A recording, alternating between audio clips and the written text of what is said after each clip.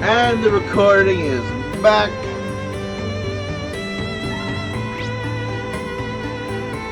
One more blue and one more red!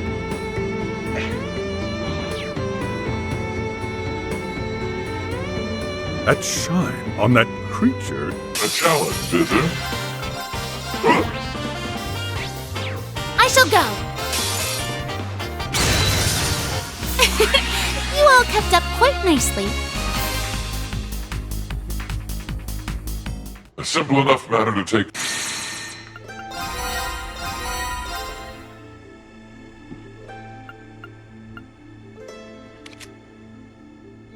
Come. Yeah. Take this! Guess there are worse ways to kill time. I'd rather do anything else. My Like reflect all magical Also- attacks on a floor over that already. feels the way Tad physical disappointing, skill. really. But of course. Oh, Eh? nice. I still. Nice.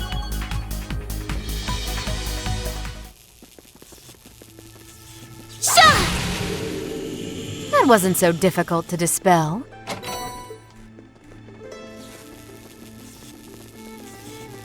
Behold the blade of Rakshasa.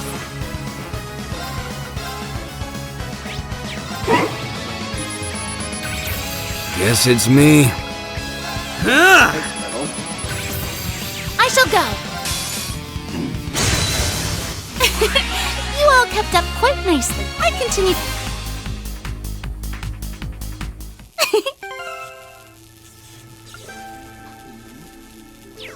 All right.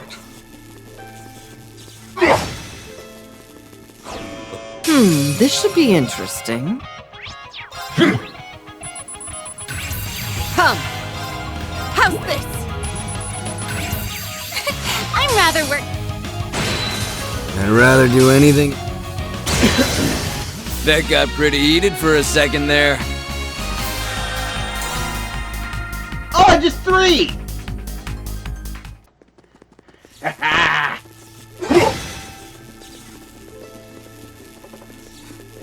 Just a full immediate stage.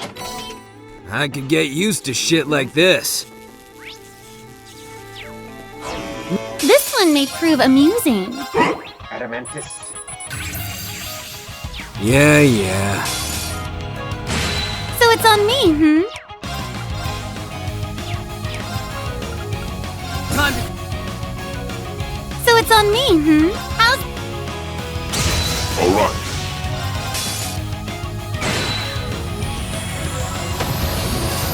May you continue to prove just as useful. But of course. Oh, Eh? I continue. Nice. I still. Nice. Slowly loose-eating stone. All is in order.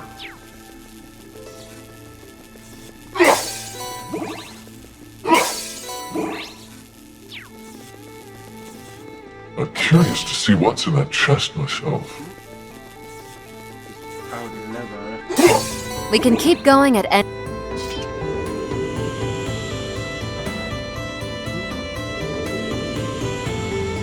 Perk up now. This is far from over.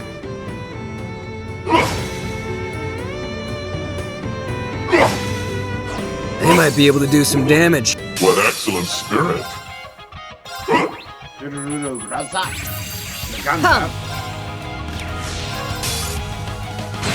I'd rather do anything. More. Very I'll take well. care of it. So it's on me, You all kept up quite nicely. Prison shards.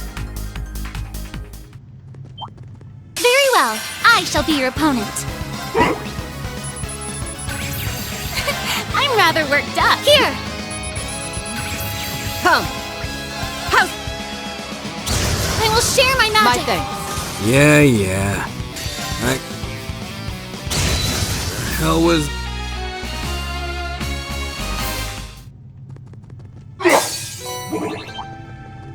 I'll remove all who stand in my way.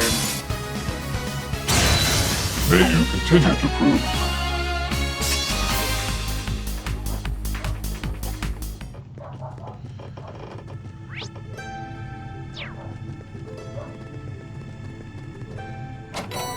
This is rare. But how rare? 17. Wait. Did I say who I thought it said? You see it 15. Rufus Ledger Claire Milliam, bringing back the Iron Bloods. Don't bore me too much. More of you? Come. So be it.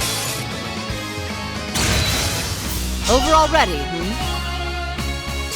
But of course, Oh. Eh? Growth. I still have...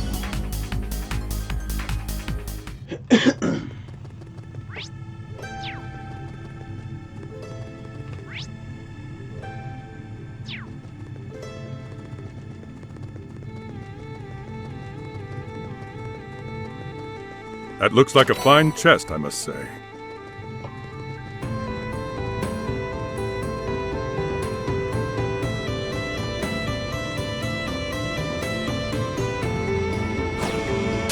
This should be interesting. It's my turn. Guess it's me. I shall go.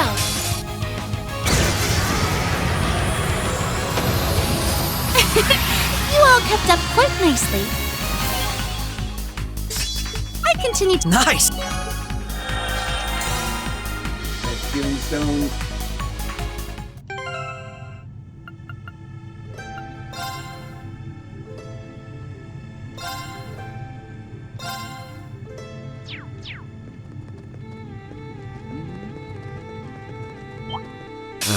If I have to.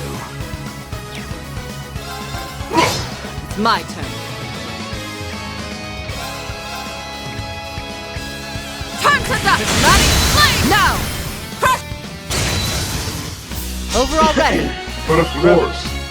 Oh.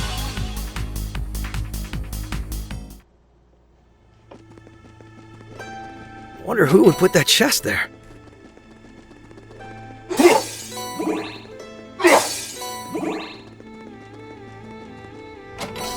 This is quite the We can go whenever.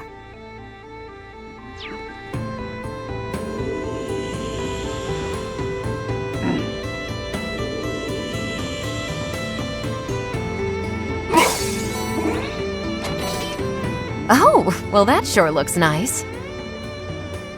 A challenge, is it? May you...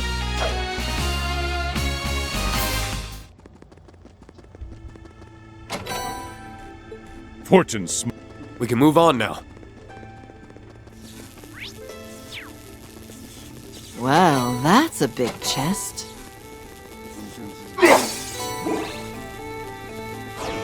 What excellent spirit!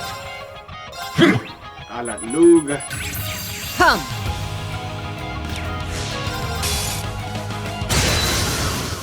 Over already.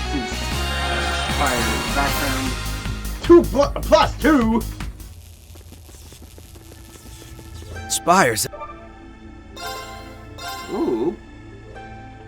Some Sleipnirs. This could get back. Nope. Got you.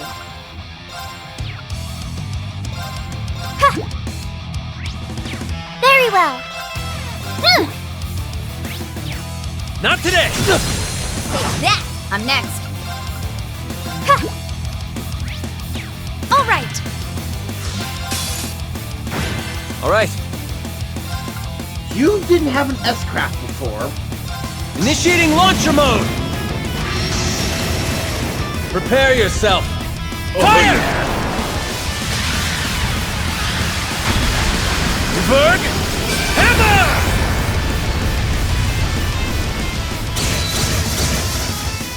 I'm next. Okay, that's cool.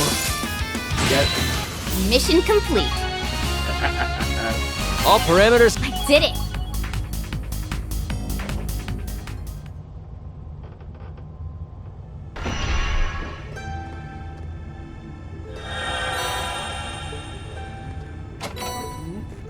This certainly won't be going to waste.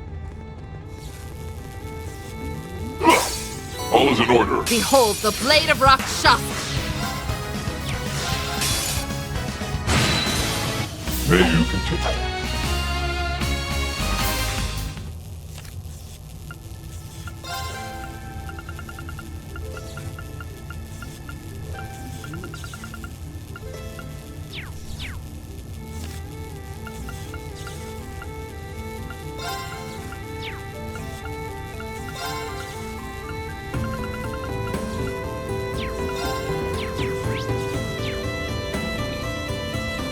You ever wonder if chests are aware of how much we take from them? I'll remove all who stand in my way. I thought your attempt to just May go you deep into continue to prove philosophical justice useful. quite amusing.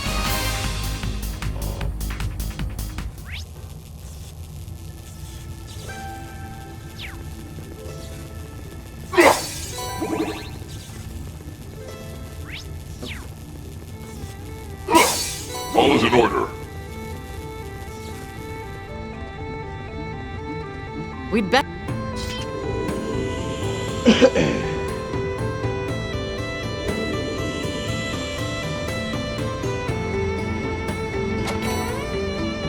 Guess luck is on our side. I'll remove all who stand in my way. Shine. Come! Over already, hmm?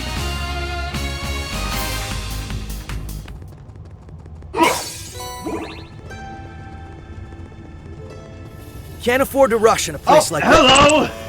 This should be interesting. Lower Phantasma! Guess it's me. I shall go. Oh, you had an ad,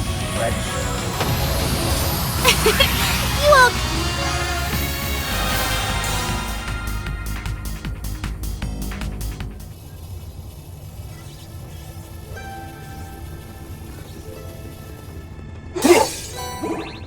A challenge, is it? May you continue to prove justice useful.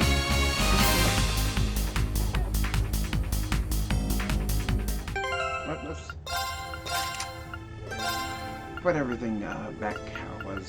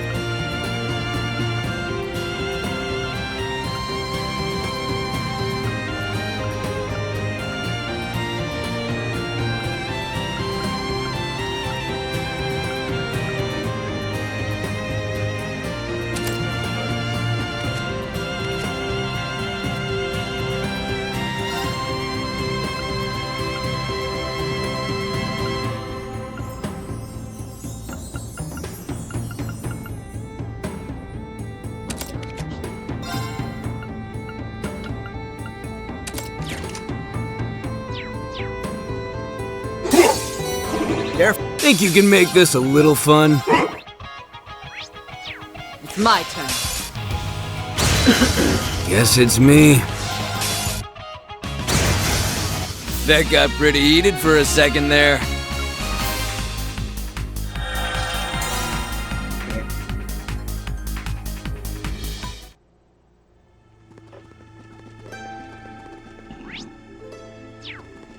Yeah, because if this was on my own time thing, I definitely think I I'm would curious to see what's in that not chest fight the boss myself. until I had grinded out just like max weapons. Behold the blade of Rakshasa.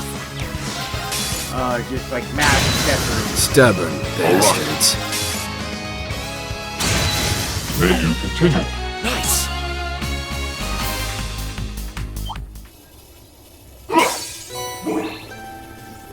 Very well. I shall be your opponent.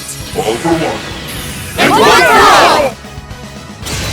are rather I'll take care of it. persistent. All for one. May you continue. But of course.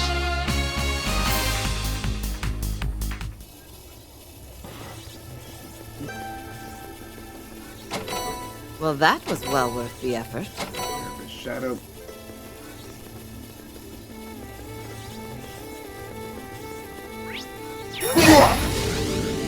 Killed it. Very well. I shall be your opponent. All for one. Victory is at hand! May you continue to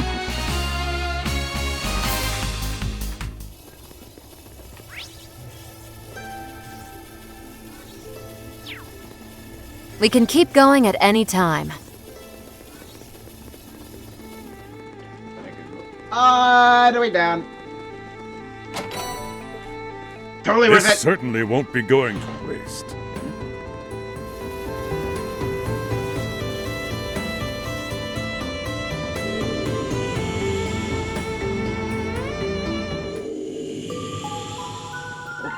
Halfway. In that case, let's pop our stimulus quick. I'm honestly, a bit more curious than the last redstone. Sealing stones unsealable.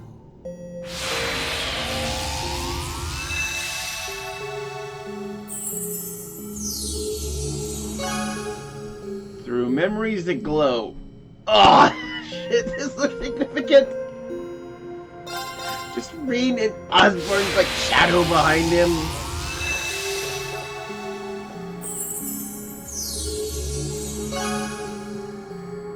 Oh, new difficulty in Mirror. This is quite the stroke of luck. Dazzling as Melis gem. I'll be taking that then. This is quite the stroke of luck. Novel. This is quite the stroke of luck. This is quite the stroke of luck. This is quite the stroke of luck. This is quite the stroke of luck. This is quite the stroke of luck. Yeah, this extra Melville Ray.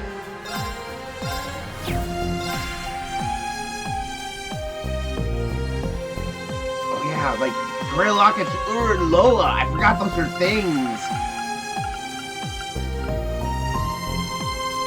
True Rage. I didn't know there was one of those. True Enchantment. True Domination. Oh heck yeah.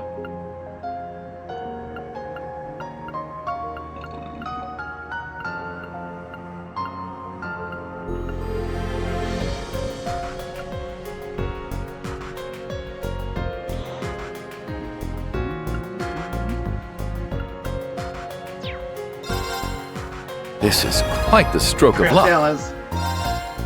This is quite the stroke of luck. Oh, Grey Locket, blow up. Yep. Yeah, just magic, all this stuff.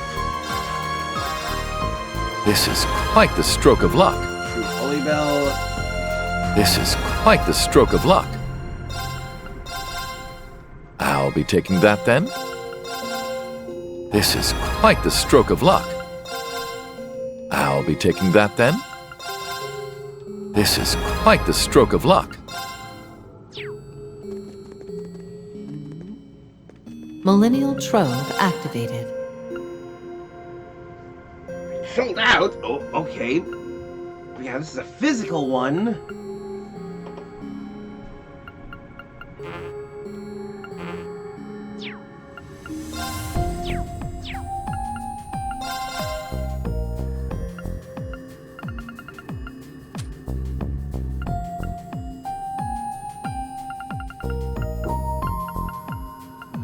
Yeah, like you need 999 and then other grail lockets.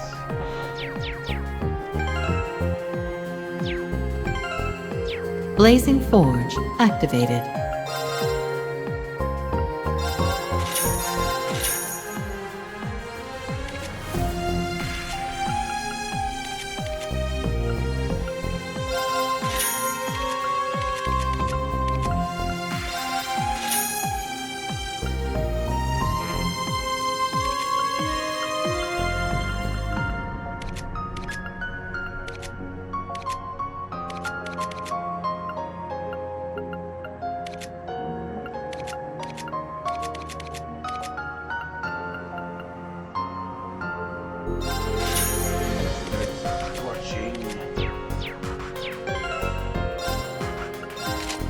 Activating requisitions program.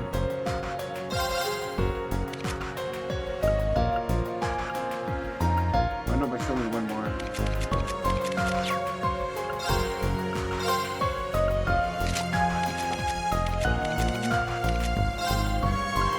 Oh, wait, I never put that back on you.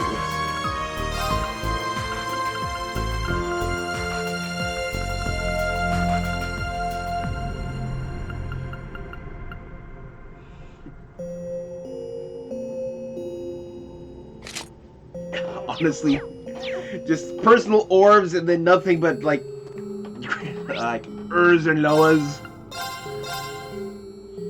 That's what I would just like get that loadout before I go into the final boss. These are midpoint boss. Corrupted Valimar! No, stained Valimar. Gotta be kidding me. Must have been how Valimar looked after being fully consumed by Schmelgum. The corrupted form he took on before coming to zero nice. Need all of you to help me with this. Can't afford to lose here. Right. What excellent spirit!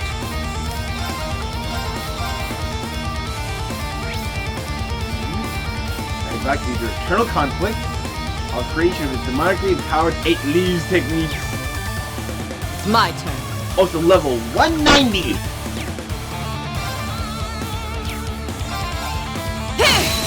Now! Guess it's me. Not gonna let. More. Give me more of this. More. Give me more of this. So it's on me, All for one?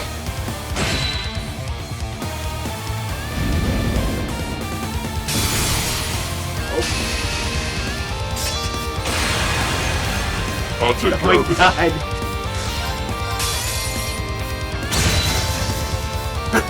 Now it's getting fun. Mind if I turn up the heat?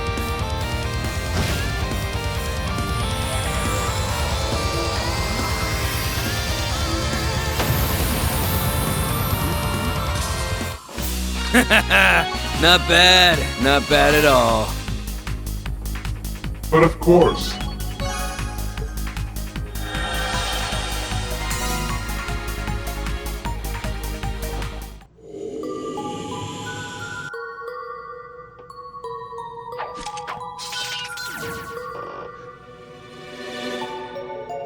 Whew, that was a tough one. Is everyone alright? I am at least. I'm glad I had all you here with me. If I was this replica, hope you rest in peace all the same. I'm impressed to be able to defeat it, use highly unstable replica though it was. Of course, that it could replicate such a being at all is a testament to the power our foe possesses. Exactly. At least he was able to realize people into objects using his highly advanced technology. The threats we face here feel more like their concepts are copied and then made stronger. I get this place is all for anything goes. This is getting kind of ridiculous. sense that is beyond fathomable, yes. Can't even imagine how they're capable of making superior copies of our stigmas. Or copies of me and Argress. Doesn't get more anything goes, as a kid put it, than my other form there. Or at least, none of this should be possible simply by interfering with the Reverie corridor. This is whatever we're up against has the ability to control causality itself. Yeah. See, I wasn't just me thinking that then? Yes! I don't understand.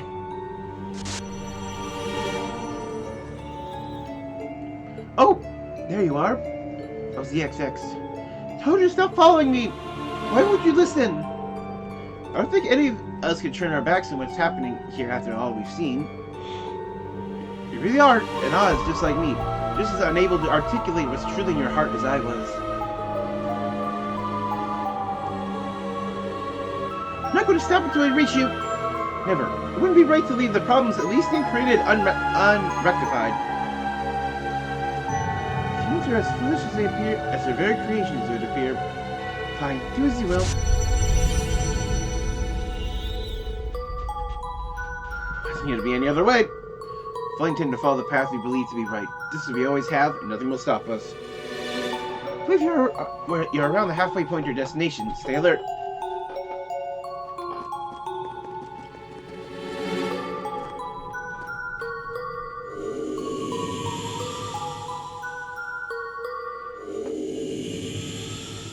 All right, let's start looking around. That looks like a fine chest, I must say. Let us be on our way then. This is rare. But how rare? This'll come in handy. Behold the blade of Rakshasa. I'll make this simple. How's this? Yeah. Stubborn bastards. Emerzone. I shall go. All for one. You all kept up quite nicely. Magnificent shards.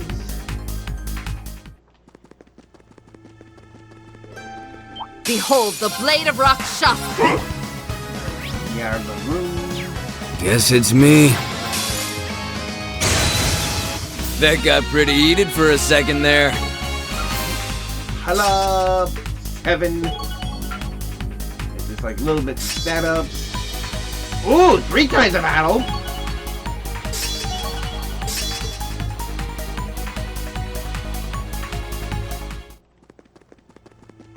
A challenge, is it? I'll take care of it. It's my turn. I shall go.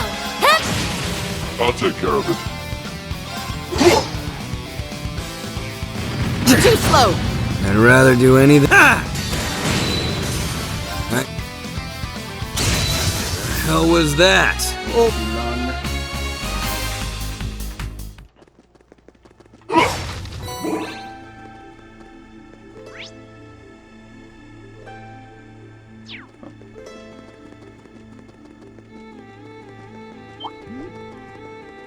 Very well. I shall be your opponent. Already outstaring you guys to the point where they're running away. Continue to prove justice. Sith. Hot sheet. Logan.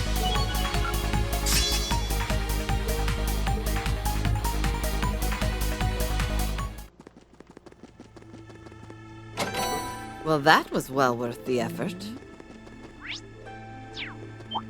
A challenge, is it? May you continue to prove justice useful. Hey, Lord. There we go. Oop, like 100, 200. 6 turns.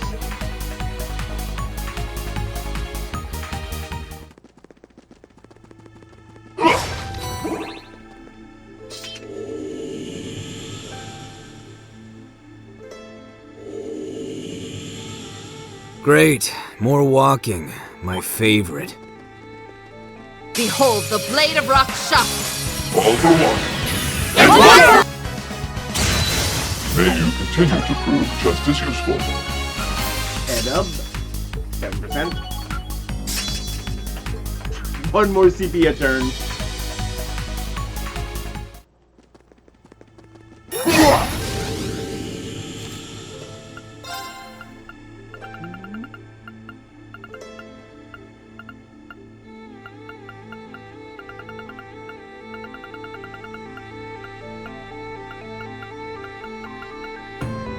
Our way through is secured. What an irksome little place.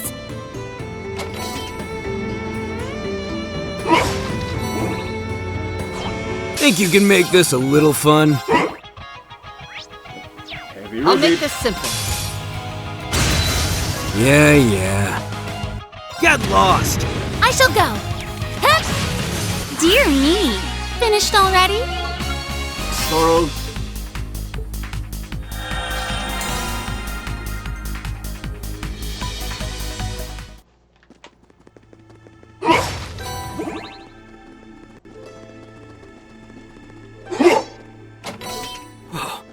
Who knew we'd get so lucky?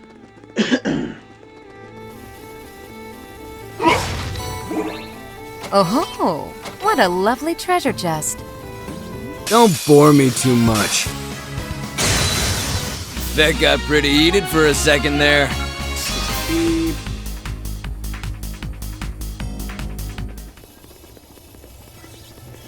You ever wonder if chests are aware of how much we take from them? I'll remove all who stand in my way.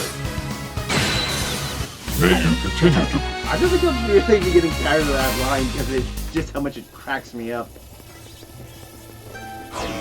This one may prove amusing. Guess it's me. Come.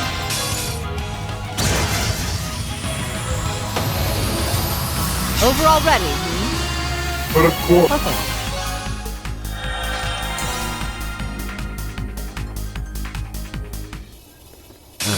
If I have to. That got pretty heated for a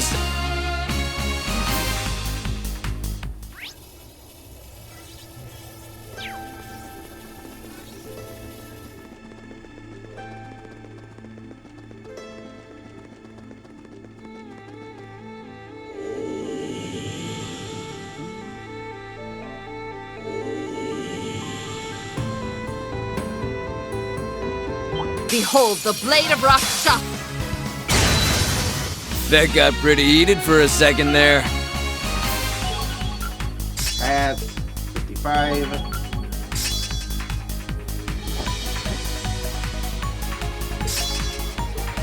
Ooh, that's 2 ups.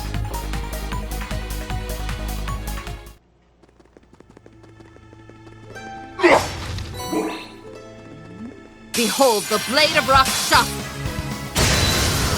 May you continue to prove just as useful.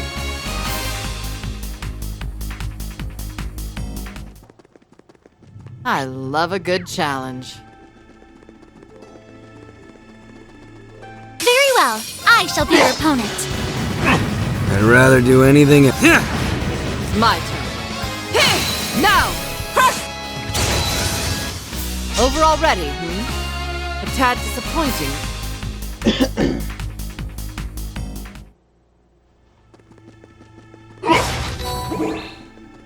Oh, I see a chest.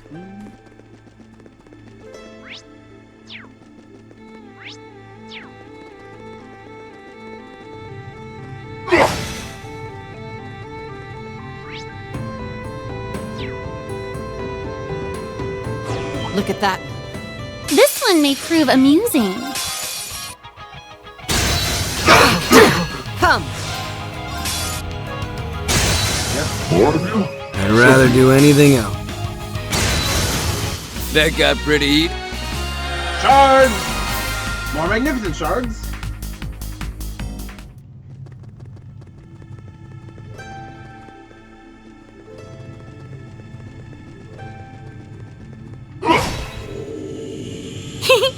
Come to me, my pretty.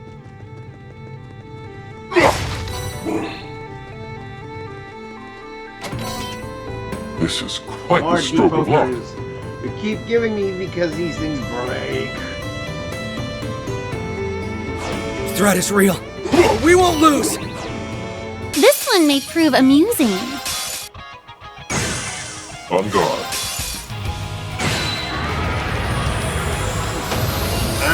May you continue to prove just as useful. Yeah, there we go. But of course,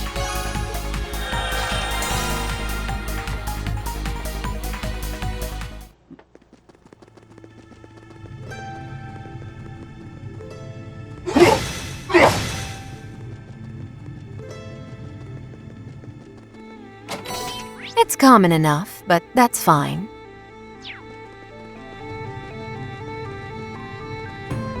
We can go when if I have to. That got pretty heated for a second there. 90. I continue to impress you.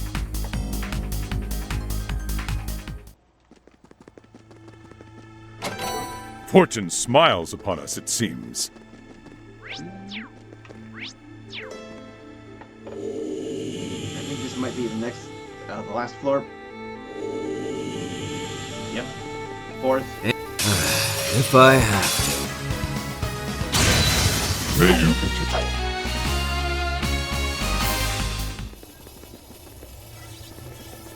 Ooh, I found a treasure chest. Fantastic.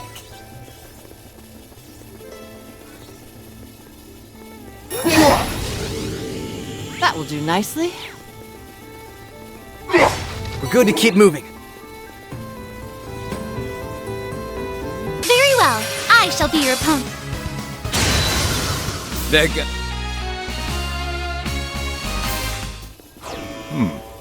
This should be interesting.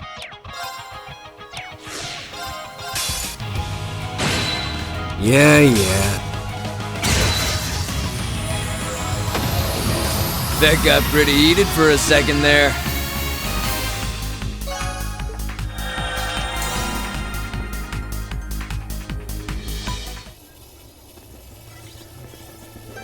It's definitely starting to get to a point where only like the big enemies. I bet are that worth one can fighting. put up a decent... Think you can make this a little fun? My turn. Over already. Sorry? Nope.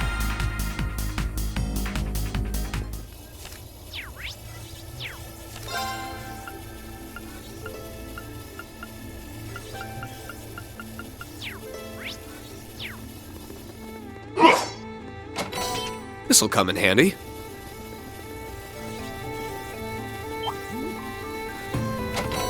I'll be taking that then. 18. Just McBurn.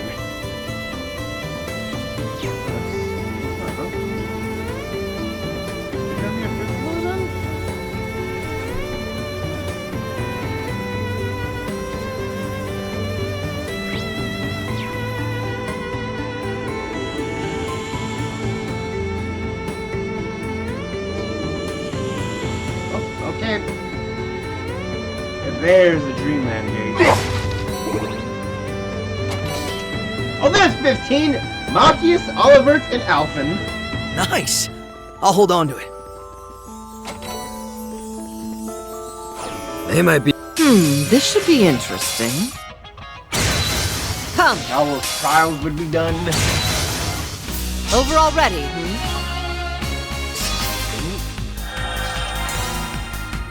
I think I'm already setting myself to just, yeah, very easy bulldoze There's a the good boss so I can watch cutscenes.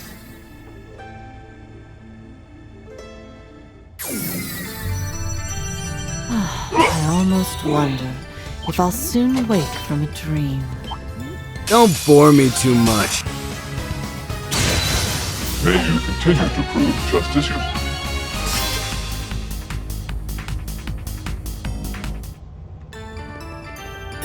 Guess there are worse ways to kill time.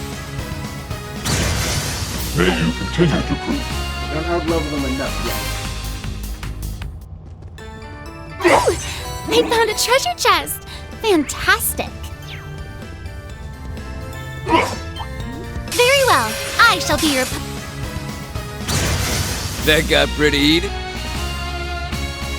Given the abundance of the Smashables in these places, this is like so good that just have like even without the booster. Their energy is certainly unusual. All is in order. This should be interesting. Army Chameleon and Glaring Chameleon. On guard. My turn. I'm ready. Ha! A chance! Too late. Oh, your skills are commendable to be sure. Please, you humble me.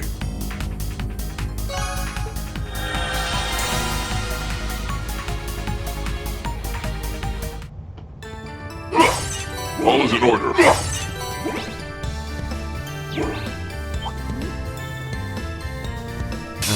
If I have. May you continue to prove justice useful.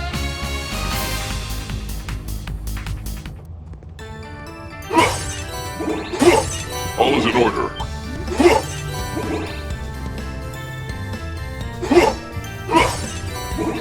Oh ho! What a lovely treasure chest. Fortune fit. May you continue to prove justice useful. Just like all of that. All of that septium.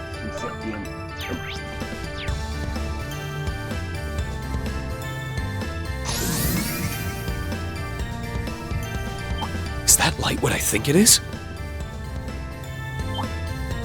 I'll remove all who stand in my way.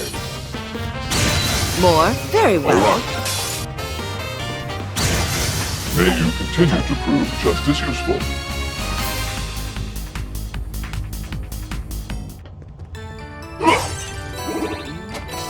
This is quite the stroke of luck.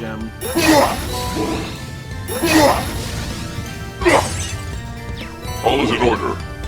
You ever wonder if chests are aware of how much we take from them?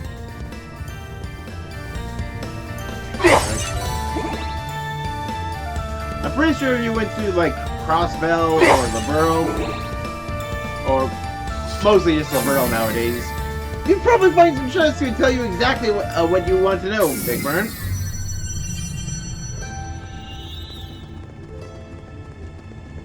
I wonder who would put that chest there. Well, I do like to think that the chests in Crossbell have also been invaded by Erebonian chests, and that with Crossbell's liberation, however, This one may prove amusing. proper Crossbell and talking chests. Come. Over already, A tad disappointing.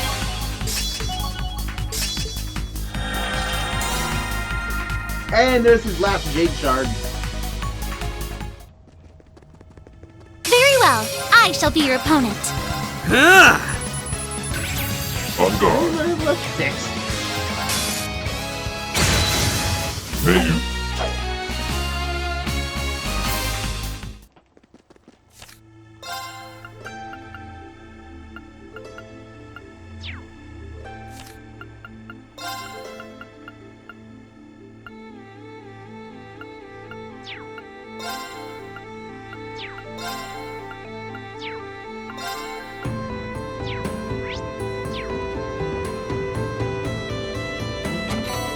This is rare. Dear me, you're quite unlucky. May you continue.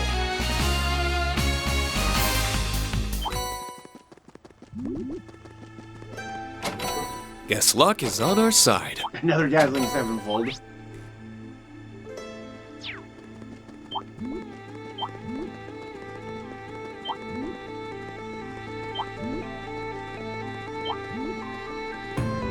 Seeing them all run. Well, that was well worth the effort. Oh, whoop.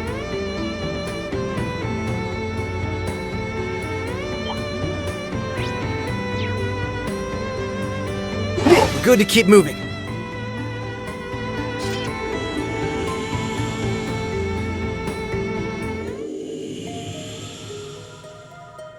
Yep, here we go. This is the end? Yeah, this is it. Pleroma grass. Found what we were looking for. It's a field of blue pleroma grass. Knew it. Final destination coordinates confirmed. Spiritual hacking process complete. Notations of zero stratum have been successfully altered. All visitors can now be summoned to your current location. Okay, we did it. Stage is finally set. Rest is down to us. Oh, this is gonna be a make multiple parties thing. All that's left is to make her see eye to eye with us. Let's just see her as soon as we're ready.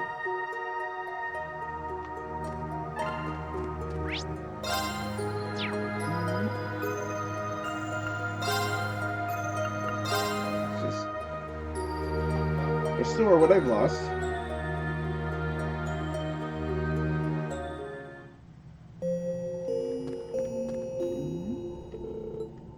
Executing recovery program.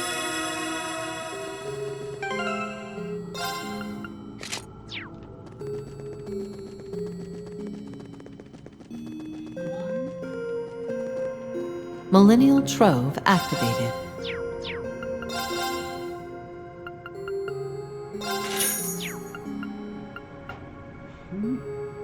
Oh, plus 15 evade. Heck yeah. True domination. Activating requisitions program.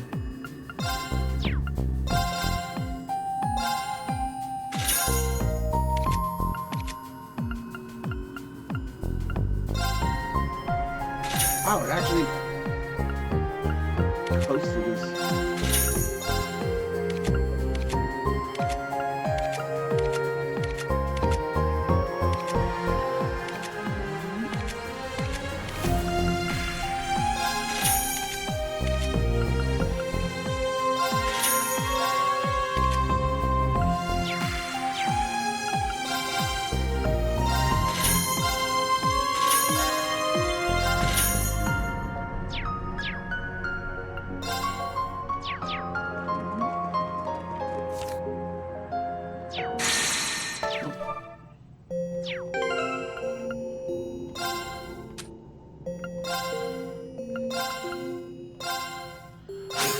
I've done it! Trying to catch everyone up. Okay. Or just enough people. A true warrior always seeks improvement.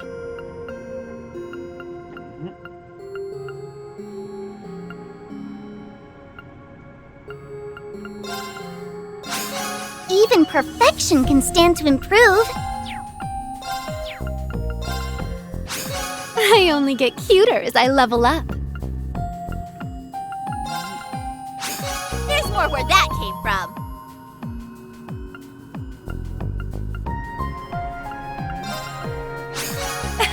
I did it! Not much of a surprise. The cherry on top! I need to keep at it.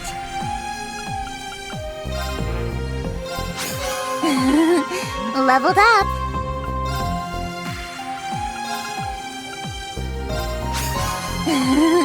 Leveled up.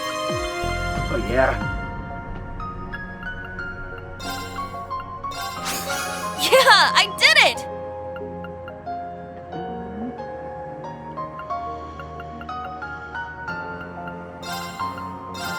That's how it's done.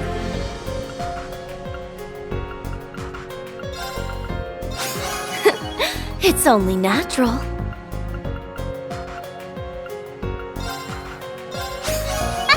Whoopee! Fabulous! I must continue to train.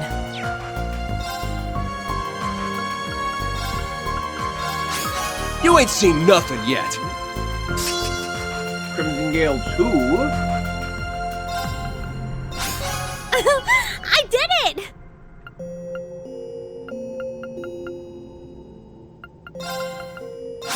There we go.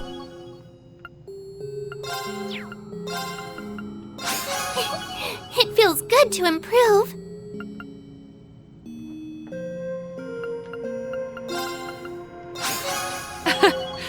Always nice to improve.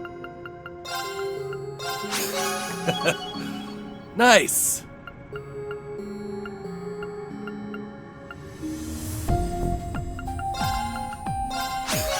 Yay, I did it!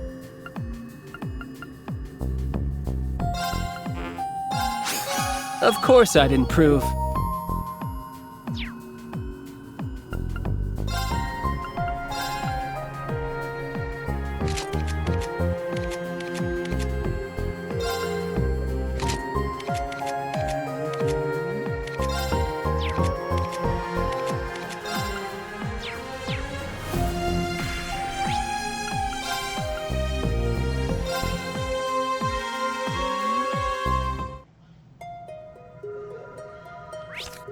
Just put us right here.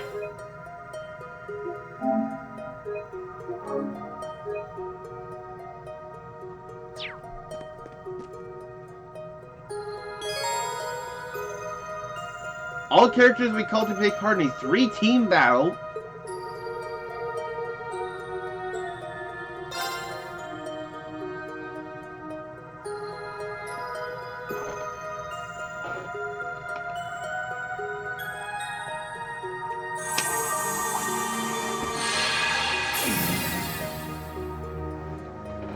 Literally everyone. Also, your jacket is awesome. Amazed you came all this way, but I've been in your best interest to leave me be, and I will have to agree to disagree. We're glad we could finally reach you. If he wants to keep referring to you as the first OZ, prefer to go by another name. I have no name. I'm not Kia, nor am I an Orion. I am nothing, had nothing, so has always been. Empty shell, born 500 years ago, gone without a trace where I could leave a single mark on the world. Same is true even now. I've suddenly recreated here without knowing why. As I watched the world slowly converge with me at its core, I realized what Elysium was hoping to accomplish. It was true. Elysium is the reason you came to exist here at all. But you seem to be more than just a simple recreation of what once was. Exactly. The OZ series is designed in order to forge a sword at the end. That wouldn't serve any purpose now that the Great Twilight has passed. If we haven't earned anything is that Elysium has always realized it's something for a reason, so you must have a purpose. Only think of one other possibility. Her appearance. How could it not elicit a response from us? She was chosen because of how similar she is to Kia. In other words, she was the first iteration of the being created to be the Zero Child. Wait, you can't be serious! This is where all possibilities ultimately lead, the farthest reaches of our world. There are faint traces of one such concept still here, a being that once lamented the tragedies of her own making so dearly. They dissolved their own causality, vanishing from this world. Fragment of fate so small that no one should be able to even detect it. Fragment of fate? A being that dissolved their causality. Yep, Demiurgus. When Elysium was corrupted, it achieved the impossible by calculating that being's existence and realizing them. It hoped in doing so they would create a new world of Crossbell at its center, eliminating all obstacles in its way. So, was Elysium straight up trying to actually recreate the lost Septarian Mirage? Because unlike the Septarians of Fire and Earth, which have disappeared from this world, but there are still traces of them there, when Mirage just destroyed its own causality, it was 100% gone. There is no Mirage anymore. Thought so. All makes sense now. I think that this place as far as back as the ancient Zemurian civilization, so it still connects to everything the SSS went through 3 years ago. Seems that way. Gotta be real twisted to use a creature like that as their last card. Of course, it's used all the chaos that's in Crossbell to grow even stronger than the original. Right here, with you at the center. No, I know the root cause behind what's inhabiting the Reverie corridor. Probably been trying hard all this time to keep the problem at bay, haven't you? Using yourself as a key to keep it locked away. I understand now. Indeed, pieces have fallen into place. Now they know what we're up against. There's not a moment to waste. But I've told you, your efforts are futile. Balance shall be maintained here so long as I'm here to will it. She will never wake up. She will never be able to cause harm to Zemuria. I'll make certain of that. But where does that leave you?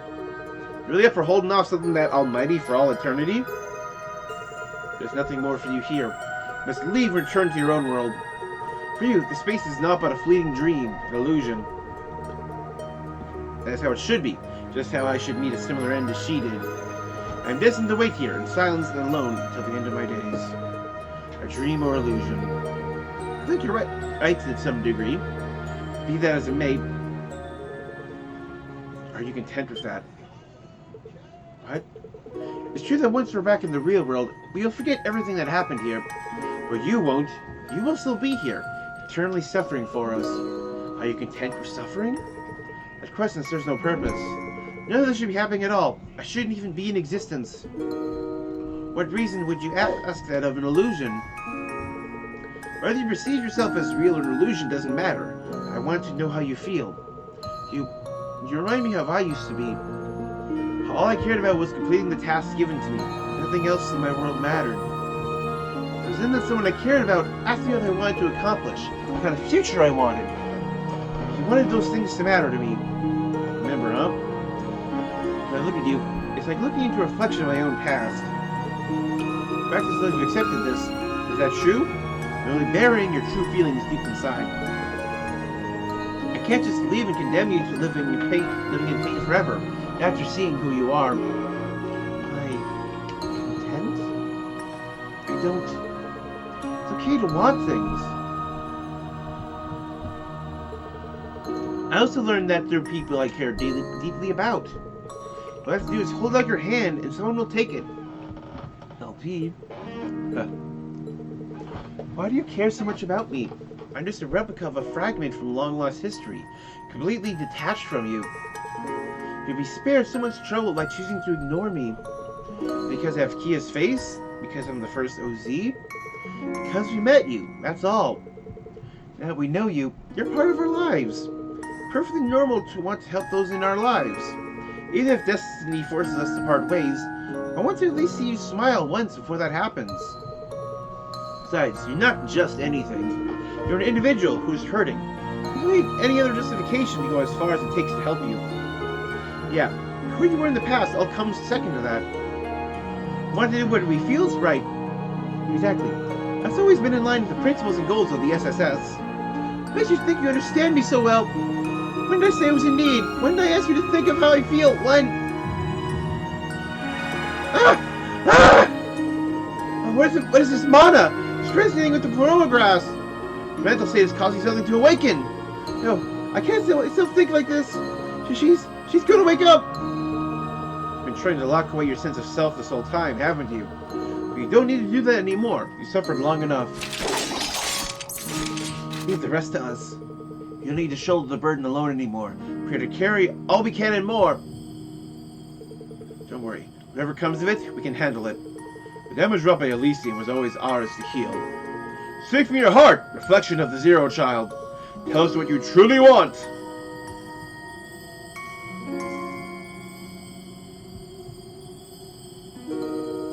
Please, stop me. No, stop her. Set her free. Let her finally be at rest.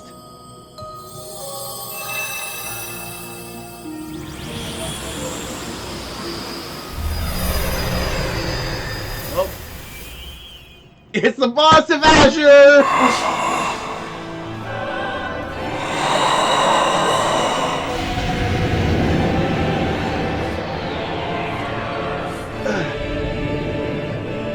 What is this overwhelming stream of consciousness? It's as though it's conveying its very thoughts through pure mana. This is...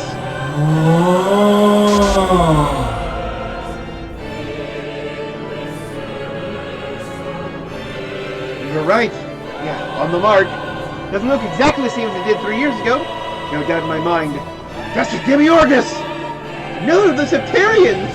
This isn't like the Septarian of Zero or the original. More like an incomplete blend of several causalities woven into one. One must be a distorted version of the Septarian of Mirage's original personality. However complete it is, it still has the power of the goddess's gifts. This isn't going to be easy.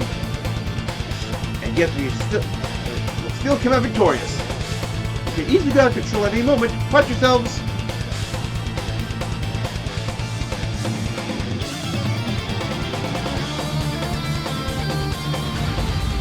Anomalies detected. Identify yourselves. Try to make a little girl's wish come true. It won't fail. But all we become is the final OZ on the line for this. We will set her free. We have to. This is it. There's nothing else. Better be ready. Yeah. Go on. I believe in you. Better do everything you got. We can all make it through this.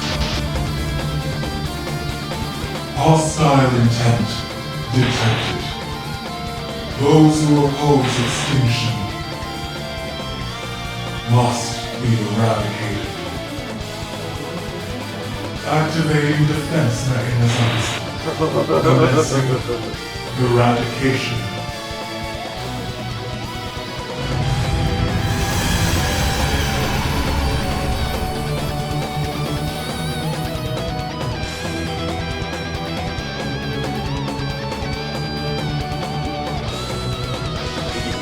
Okay.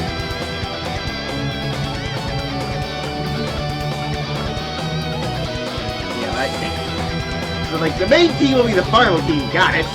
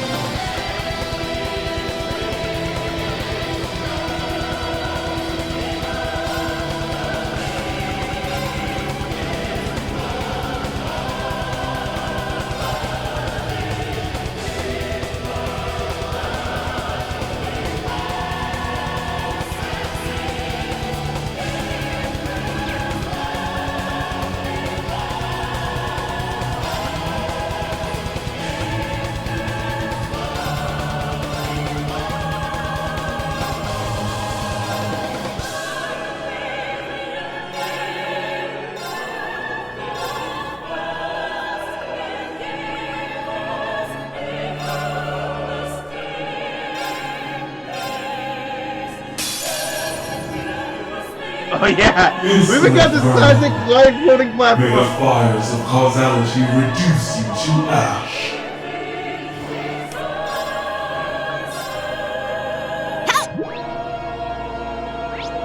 Genesio Demiurgus. 198.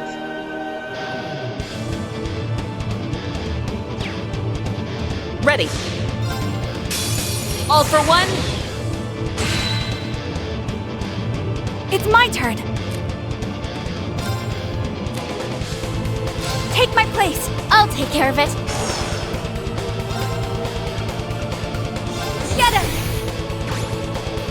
I'm going. Behold my dance. An illusion. Destroying this guy. Wow. But I got. I'm interested in cutscenes. I don't want to spend like Disappear. 30, 40, 50, even an hour just in this final boss rush.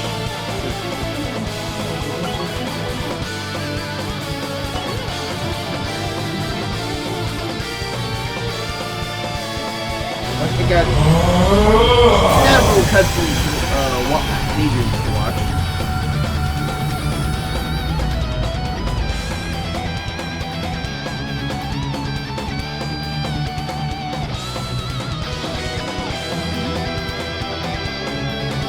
That I might again gaze upon the real world. Infinite fates interweaving, disorder, nihility. What a glorious world it is.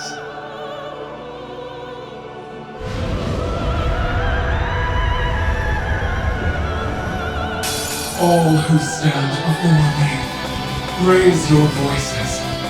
Rejoice. I shall drown you in the most beautiful wellspring of despair. Ha! Yep. Despair. No! Shouldn't have hesitated. Ready?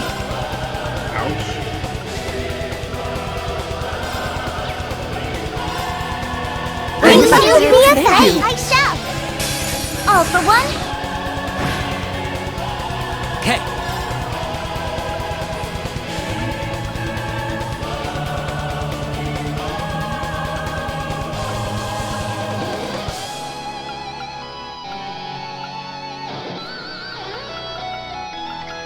All life is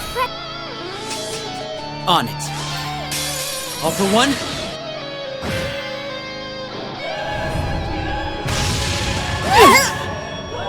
I'm here! All for one? Ready to go. Will not falter again! Blake?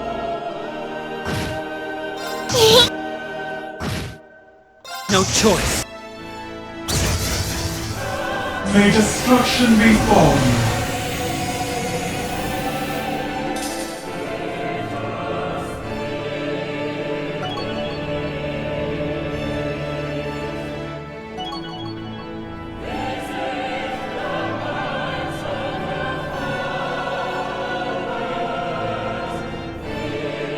Why do you not wish?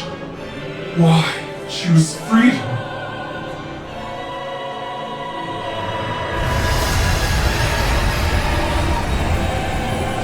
Oh, there we go.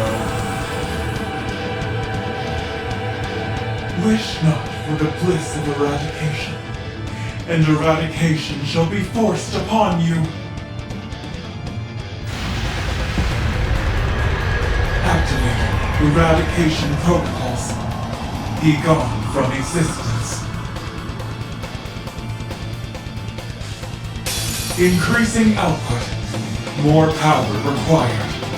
May I see to the destruction and rebirth of all humans of the post-Zemurian age.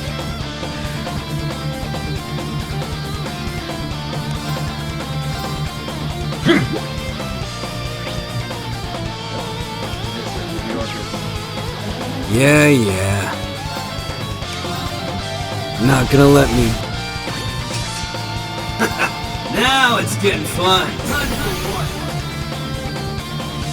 More. Give me more of this. All for one? My turn. All for one? I'm rather worked up.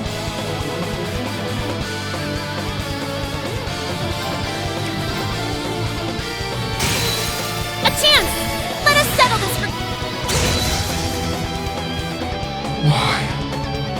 Why did you awaken me? Give me rest. Give me rest. Give me rest. Give me rest. Give me rest. Give me rest. I'll take care of it.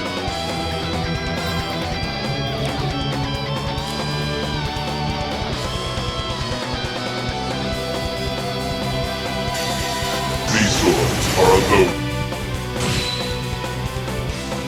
Show me you can withstand this. At last. I am now free from this twisted causality.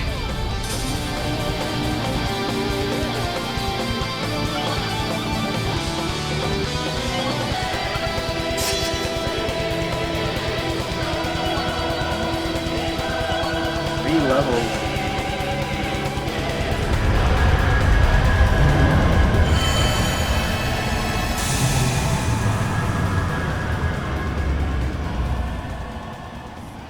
Your efforts from the other side of the distant void made this so. Thank you for granting my wish. You're welcome, Demiurgus. Now I may finally be at rest.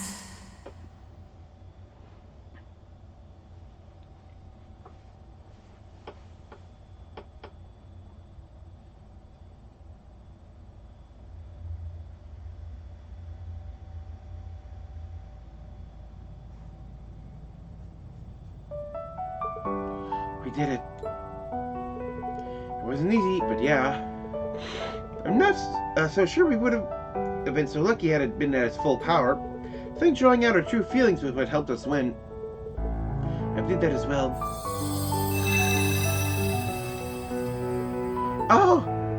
Are you free? I am. The connection between us has been completely severed. So it would seem. I'm in awe of what you have just accomplished. Who are you people? We're nothing special, really. We're just people fighting for what we believe in. I wasn't feeling so hot about our chances for a second, to be honest. Me too. Had to throw all we had at her, and even then really just scraped through. Ooh, me 3. I think I'll just clock out right here if you don't mind. I do mind. What a pitiful sight. You have to try and follow my example. Not everyone is born with a body incapable of feeling fatigue. I wish you knew what it was like. What an unconventional group you are. I'm so glad I chose to believe in you. Rather, I'm so glad you let me choose. I hope I'll be able to make my predecessor proud. You certainly did. I feel nothing but happiness to have been given the chance to meet with you. Oh well, we have time? I'm a shadow of what was. Now my thread of this world is unraveled. I must return to where I came. I cannot thank you enough for what you did for us, for setting both me and her free.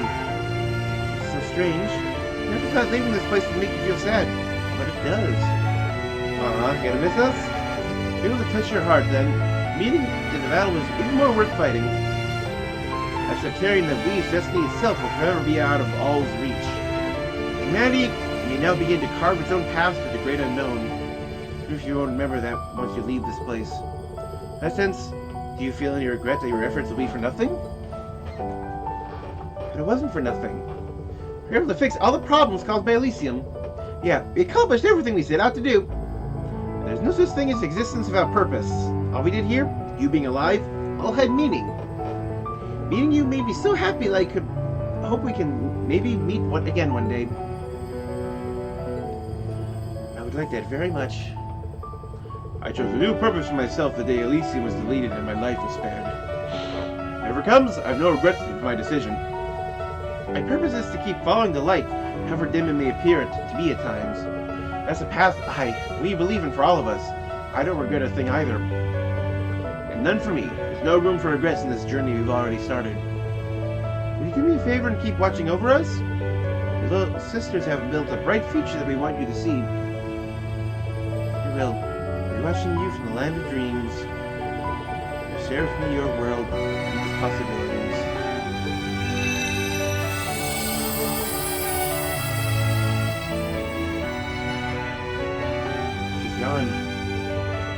Even his smile was like Keto's. It really was. I'm glad we get to see her before she went away. Pretty sure it's on now, though, huh? I wouldn't worry too much about that. We'll just keep walking your path one step at a time. It's all progress, yeah? Huh? I think the space, no, the entire corridor is disappearing. Correct. Confirming that the obstruction located beyond the horizon of the other space is no longer present. The Black Mirror has now claimed full administrative command over processes concerning the Reverie corridor. No continued attempts to interfere with causality detected. The Reverie corridor has served its purpose. Time is 1,238 hours, 21 minutes, 45 seconds since forced reactivation. The Black Mirror may now shut down permanently. He's off. That makes it really over then. So much we had to overcome. We never back down for a second. It's worth keeping on together until the very end. It was. Gained so much from this that ordinary training could never have given us. That and more. We should all be proud of what we achieved here. I wish to express my gratitude as well. Support gave me this time to act as a holy beast once more. We're always here for you, Zyke. And you were just as much our support, you know? Sorry, but I'm still in disbelief that we defeated a being of that scale. Miracle of we mortals were able to come out the victor. Miracle owed to each of us for having stood up. Thank you all for fighting with me. I'd also like to thank you all for the very same thing. I'm honestly a bit reluctant to leave this camaraderie behind. Even you, Rufus? Because we all feel the same way about each other. It really makes me sad the mutual feelings we lost once we returned to reality. But we're all quite aware of that. Let us bask in the glow a bit more. Well, time for us to say farewell. Yes, it's no more delaying the lives we have to return to. Of all the many trials we endured, I had such great fun with all of you. Just remember, even if our memories fade, the effect of our actions won't. As long as we continue being ourselves, we'll be doing right by her. Knowing now that we'll be able to show her our everyday lives makes it a happy ending, not a sad thing. If we keep it up, I'm sure she'll... Keeping and living our lives, all the good stuff will come. Best possible way to celebrate the bonds we forged. Analysis on humanity's potential is now within my parameters. However, it's curious that forged bonds are what awarded its strength exceeding that of even calculated predictions. Accessing Reverie Corridor Management System, converting database into formats that can be maintained in Zemuria. Is you gonna let us keep our memories? Bits of the Reverie Corridor cannot be perceived outside of it in an identical manner. It's at most possible to store them within you in the form of a dream. I believe there would be value in doing so. A dream? You can do that? Wait, wouldn't that mean? Do you mean you'll remember what happened here? Wow, no idea how that works, but I'll take it. Much better than forgetting it completely. Miss much better. I didn't want to say it. I was with Laura when she said it made her sad. I had to throw that one out at the last minute to give a real fairy tale ending feel to this, huh? Nice lampshading. I'm guessing it'll be like a dream. The details will be a little fuzzy on us. Perhaps lovely compromise to ensure the experience stays in our hearts. Hard to top that for a parting gift. We're forever in your debt for all the guidance you have given us. Yeah, we really are. I can't help but wonder why you decided to do this all of a sudden. Oh. Perhaps this has been active for much longer than she was designed to be. 1,000 years. I mean, she lasted this long. We bear witness to the ancient endless vigil of Erebonia coming to an end. I would honor, but lost for what to say. You find peace at the end of your long, long journey. Modifications to causality have been repaired where possible. Contract with the First Honor has been fulfilled. Upon termination of all Reverie Corridor processes, all visitors shall awaken from their dream. With this, the long chapter between the Empire and Western Zemuria has come to a close. Yet know that as this danger passes, a greater one looms in its stead. I expect never to reactivate. But my hope is that humanity, joined by their bonds, will make a meaningful choice when the time comes. Azoth.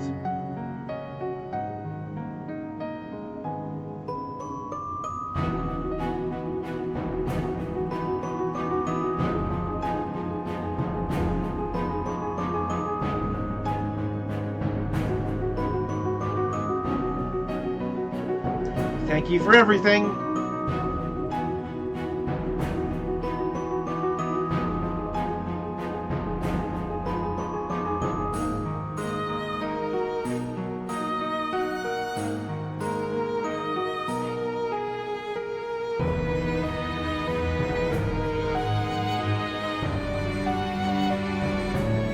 All the arts.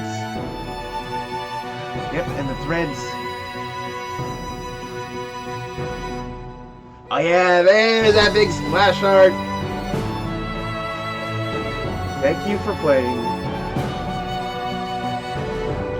Trails into Reverie until the very end. See you again, S1208. Yep, Daybreak is coming!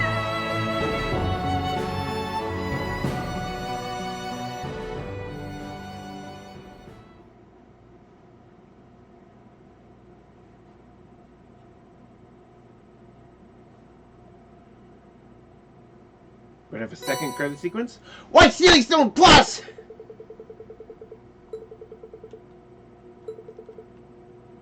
Okay, I can refight him.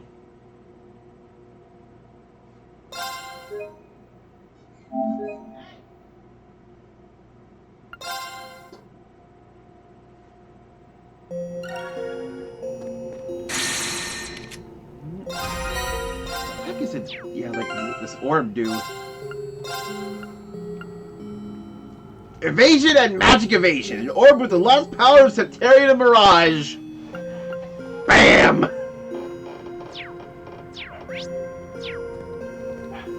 Review missions.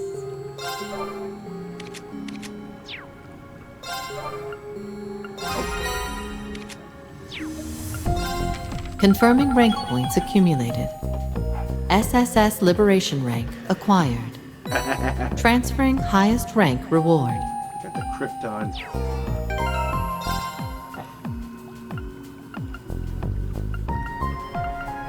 Wow, just pure defense.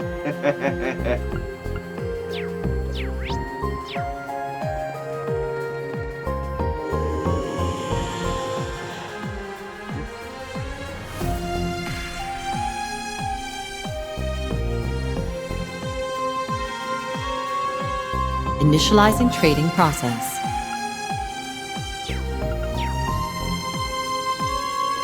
Unsealing pedestal activated. Let's actually get through all of these first. This is quite the stroke of luck. This is quite the stroke of luck. Gear. This is quite the stroke of luck. This is quite the stroke of luck. I'll be taking that then. This is quite the stroke of luck. This is quite the stroke of luck. Rage. I'll be taking that then. I'll be taking that then. This is quite the stroke of luck. What is in the white tombstone? What?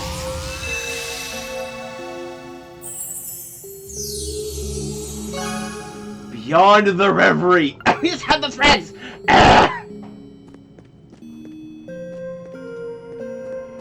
Okay, so we got 100 minutes to get through as many of these as I Slab can. of Reminiscence activated. We're going with the most important one first.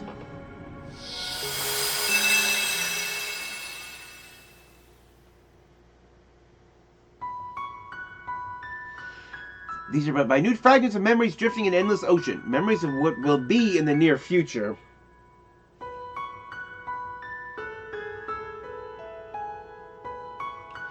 Could they be shadows of the tangled threads woven by Elysium? Perhaps faded illusions that slip through the cracks of time and space. Just saying, hey, you're going to be seeing bits of the future. There are none who know the answer.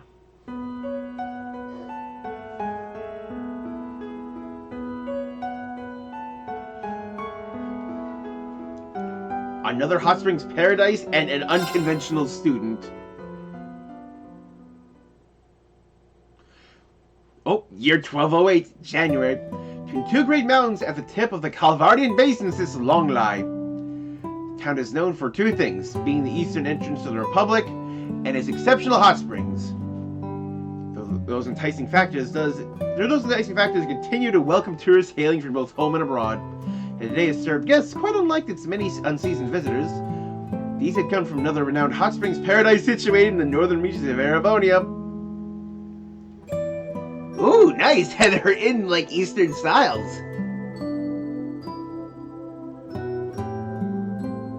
The depth of flavor in the food here is just exquisite. Agreed. Phoenix Wing's food is certainly nothing to sneeze at. I have my doubts the chef could replicate dishes this unique in taste. The Bichon Inn's reputation continues to precede itself. Baron Tio and Lady Lucia Sworzer were simply the inn's culinary delights, spirits high and stomachs filling fast. Their daughter Elise sat next to them, her spirit a bit lower by comparison as her brows furrowed with concern. Sure, luxuries come with just an equally luxurious price tag. There's four of us, so even 2 nights must have cost a small fortune. Realizing what she said, she shook her head. Thinking that never the mood. I know we have the money, but all my budgeting as student council president has made a terrible habit of me seeing the numbers and everything. Older brother Reen couldn't help but let out a chuckle. The budget buster and you will like how much we saved. We're not here as paying customers. We were invited by the owners personally. They said they wanted to know us since we run similar establishments, so we are here. And we'll be inviting them to Ymir sooner than later, of course. Right, Dad? Well, absolutely. Add this to list of boons coming for our countries finally coming to terms with one another. The Republic is reveling in unheard of levels of prosperity. Relations between our people are more active and festive than ever. I, for one, welcome any opportunity to further foster friendship. Yeah, that's one of the few things I do know about, like, the situation going into, not Kuro, Daybreak now. Yeah, there's just been a big economic upswing in Calvard. Just things have been really looking up for them over there. But there's a similar thing happening in Crossbell when we went there the first time, and there was a lot of unrest underneath. Ren took another healthy sip of his Baiju before continuing. Friendship over fighting, I say. Such a shame that the world tends to overcomplicate that simple concept. Your husband's glass is almost empty, literally filled to the brim while adding her own thoughts. I told him our reason why we need to make the most of this invitation and enjoy ourselves to the fullest. Now, children not in agreement? Even that aside, there's no reason to spoil a family vacation when we so rarely have time to take them. Oh, I read about some unusual sweet dishes worth trying here. Would you like to share some with me, Reen? In a bit, I think you'd take another soak in the hot springs. I might be in the mood for something sweet after. Food here is delicious. As far as I'm concerned, hot springs are the real star of the show. Haha, that's my boy right there! Grilling Lord of the Hot Springs Paradise would never let a good discussion about them pass him by. He was as fond of their quality and soothing effects as Reen, enthusiasm undeniably apparent from the warmth of his tone to the width of his smile. Their medicinal springs happen to be a favorite of mine. Can't help but be fascinated by them time and again. I can believe it. I've always known about them. When first I've been able to feel the way they warm you right to your core. Think we could make one available at the Phoenix Wings? Worth a try. That comes of its own obstacles. Many problems as Theo expressed in practical terms, he noticed many proposed solutions. Conversation grew more involved by the minute, leaving the ladies of the house to pleasantly bask in their glow and continue enjoying the meal before them. All four felt the same. It had been too long since they could enjoy each other's company. The wait had been well worth it. That night, after indulging in his post-dinner soak in the springs, telling his family he was going for a walk, Reen departed the inn. Alright, let's do this. Taking a deep breath, crisp night air of life filling his lungs. Hot springs were an excellent bonus to his trip, to be sure. It was not the real reason he agreed to visit. Yep, I knew it! He had come in search of Yun Kafai, the famed sword hermit. Master Kafai was the founder of the 8 Leaves, one blade school of which Reen was practitioner, and though he was now over 70 years old, he was still regarded as one of the strongest combatants on the continent. They had not met since before Reen's enrollment in Thor's. Many letters exchanged during the 4 years that followed, but even they had stopped after Reen earned the right to call himself Divine Blade over a year ago. There was so very much he wished to discuss with his master. He had learned of it in his 4 years of training, gradually inspired to becoming a Divine Blade, the true meaning behind being the final blade to master the 8 Leaves. Something I'd like to ask him that has nothing to do with swordsmanship too. All these questions are possible to answer without first knowing the whereabouts of a single individual. Even his senior practitioner of Cassidy's Bright claimed ignorance, having received not a single update from their old master. He had always been an elusive but traceable sort, but wherever he was now, it was next to impossible to track. It was until the word of a blade master being sighted in Longline reached Reen's ears. Man had a fondness for the town's specialties, those being the hot springs as fragrant tea leaves, making the sighting worthy of particular note. He also knew from the letters that before they stopped, they intended to journey eastward, making Longline one of the more plausible stopping points. The word came to him just as the Schwarzers were invited to stay at the inn during their New Year vacation. Reen's instincts told him the timing was a little too fortunate. With how vague the lead was, even it would most likely result in him leaving the same as he arrived. While he had not discussed the rumor being key to his travels here, his family seemed to sense it was more than a simple pleasure trip for him. Yeah, I believe Kafai was going east because, like, eastern Zemuria has been undergoing a strong, like, desertification, and that's what's been leading to a flood of refugees into Calvard. And so Kafai is going over there to just do some investigating or something. I know Dad would have a great time catching up with him. I don't want to get his hopes up for nothing. With these thoughts in mind, Reen made his way through the night streets. Oh yeah. Longline's architecture was distinctly eastern, making it a uniquely intriguing sight among most of Calvard's towns and cities. Not to say it was similar to Crossbell's East Street. With subtle colors painted with dignified beauty, every wall in stone exhibited the traditional concepts of wabi-sabi. One look was enough to understand the region was rich with history. quiet charm could give way to contrastingly lively evenings, where tourists both westward and farther eastward were greeted to stalls dedicated to the hot springs and more. This too held a traditional sort of charm. Green asked several merchants if they had any information pertaining to the whereabouts of his master, somewhat sheepishly perching his number of souvenirs in the stall to keep himself from being a nuisance. They, he justified, make excellent gifts for his friends, his co-workers, and his students.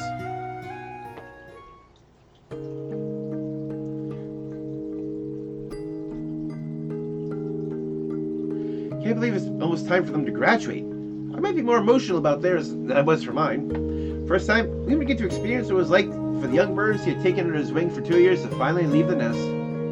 Their first year had been eventful, to say the least. It started as a problem class full of disagreements and mounting tension has slowly grown into one of compassion and understanding for one another. As if each new discovery about themselves and every new ordeal the world sought to impose upon them, as they grew not only as individuals, but as a team. I hope this period would remain as much a meaningful part of their lives as it would always be for him.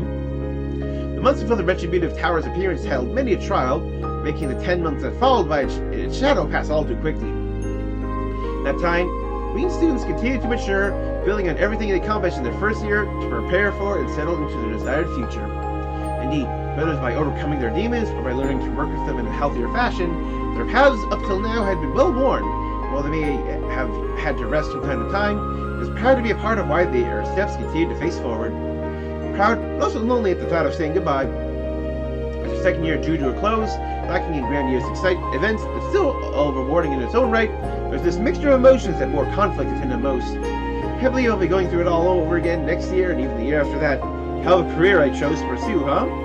Didn't know when he stopped walking. Realizing this, resumed his search, paying respects in mind to the many generations of educators who came before him. No matter where he looked, he could not find Master Kafai and Longlai. It was, however, still too early to say whether the trip had been in vain, as he had at least caught an unverified report of the Blade Master being seen in the mountains to the south. Watering such terrain at night wasn't going to be ideal, but Rain is already firm on spending the next day with his family. Tonight it would have to be. Taking a brief stop to the inn to tuck his souvenirs somewhere secure, he then departed for his new destination.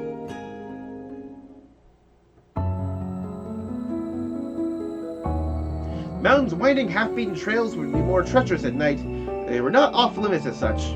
The key, Reen knew, would be to not rely on sight alone. His senses of hearing and smell, perhaps even touch, were going to be equally vital in the hours ahead. Calling upon his experience and intellect to heighten all 5 senses, he took to his surroundings in full. This really takes me back to training in the mountains. All the experience training would imply his time being one of simple tutelage between student and master, but it equated so much more. The danger was far worse than it was now, some days requiring him to set foot in highly dangerous territories just to find the day's food to survive. Signs like the Kunlun Mountains may have been used for similar exercise a long time ago. He was certain to think of the information gained during his search as he continued along the trail. Searching for evidence of human activity in an environment like this was not a difficult task.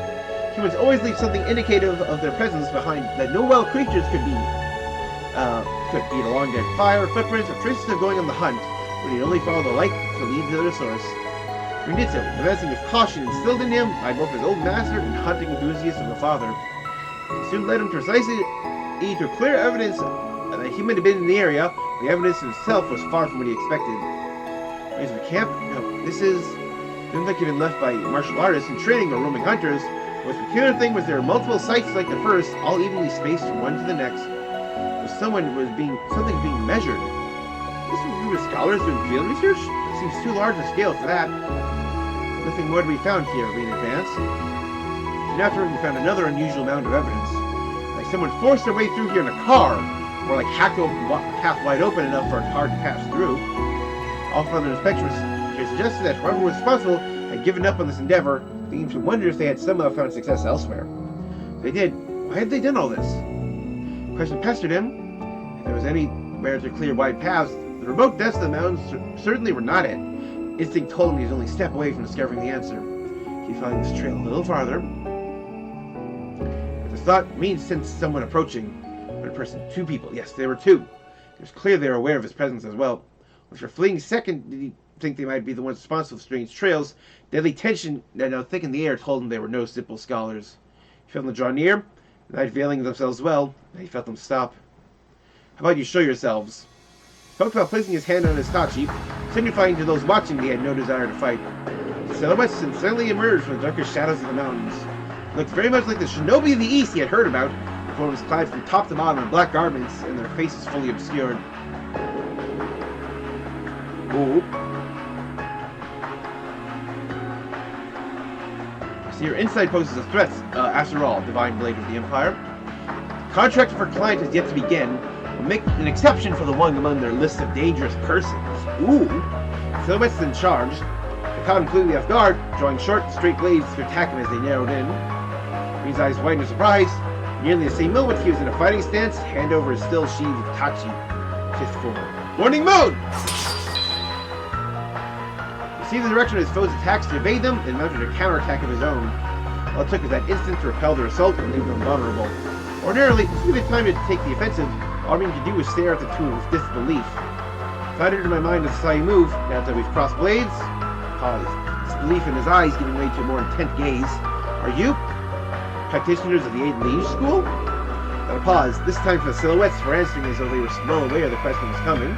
Well, we do possess ties to the school. We are of the Ikaruga, practitioners of the Black God One-Blade School. What? Bean was left stunned. The two Ikaruga held their blades horizontally, ready to thrust them forward at any moment. So they wanted to make clear that while they had been caught off guard once, he would not be so fortunate twice. He responded by assuming the middle stance with his Tachi. Besides, we're only beat away from engaging in battle.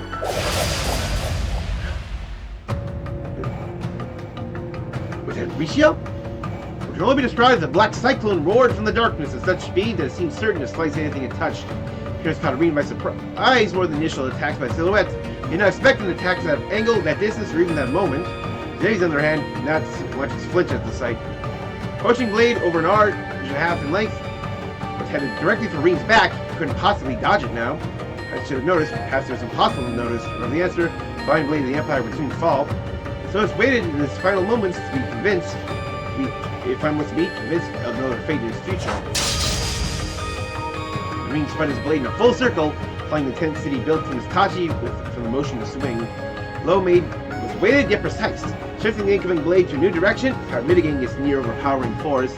Unique was an application of the first form, Helix. No greater course to the movement than to use it to redirect the attack without ever making direct contact. Spinning blade was now significantly off its intended course. Reed slashed it again, birthing a shockwave that further shifted its path. It had been flying hairs to the right of the direction it had come from. Hand was there to deftly catch it mid-air. Shuriken! We've only recently taken the title. You're worthy of being called a Divine Blade all the same. You use the unclouded eye well. From his hand emerged a new figure from the darkness. When he was clad in similar guards to silhouettes, something about his presence was much more inspired by comparison. The muscular shirt was thoroughly discernible beneath his body-covered in fortified suit. His every movement, however slight, reflected a complete lack of hesitation. The faint light of his eyes, visible through his mask, projected no emotion whatsoever. The man possessed the aura of a true warrior, one objected only by those who have fought more battles than was possible to count. Hold back. He's too formidable a foe for you to handle. Silhouette slid into darkness in an instant. When the new arrival was left to face Reed. You know, who are you? Why did you attack me? Our contract forbids the disclosure of such information. We'll leave this place now, fledgling Divine Blade. Tone is not one of advice, nor one of order. It's just an understanding of fact. His calmness revealing an undertone of malice that told me what would happen if he did not do as he was told. But he can't do that without an explanation. Now when I haven't found what I'm looking for yet. Understand. Then, no longer anything to discuss. All I can do is battle. I, Kurogane of the Rogetsu School, shall be your opponent. Kurogane stood at attention, the large blade he had thrown before now pointed. Now that I've settled this with words, I can see that's not an option. Inside, take his own stance in turn. Then, reach yours and ask to lead these One-Blade School 7th form. Shall be yours! Oh, that's Reed talking. Divine Blade moved instantly. As our weapon Kurogane wielded was less akin to a sword, four equally sized blades arranged in the shape of a cross, their bases connected into a single point. Now you could direct this large weighted shuriken as though it was a simple child's toy, spoke volumes about how strong he was. Still, even if it was not infallible, it was not one to be. For it was not one to be ideally used in close range combat. Kurogane appeared to have no other key weapons on hand, either meaning that if Reed could force him to fight, would be at his most disadvantageous, it was very likely to come out of this victor. he had in mind when choosing to act first, heading for Gale! Closed the act between them, drew his blade, made a wide swing towards the opponent in the blink of an eye, around a block of blow of ease. That, however, meant nothing in the larger scheme of things. We knew well this man's capabilities, as long as the gap between them was closed, and it was, he considered the attack a success. That he'd be able to push onward and overpower his foe by mounting a newly fierce assault. Kurogane split his cross-shaped shuriken in half! Which he did make it clear this was intended by design. Oh, it's a twin double! It's twin...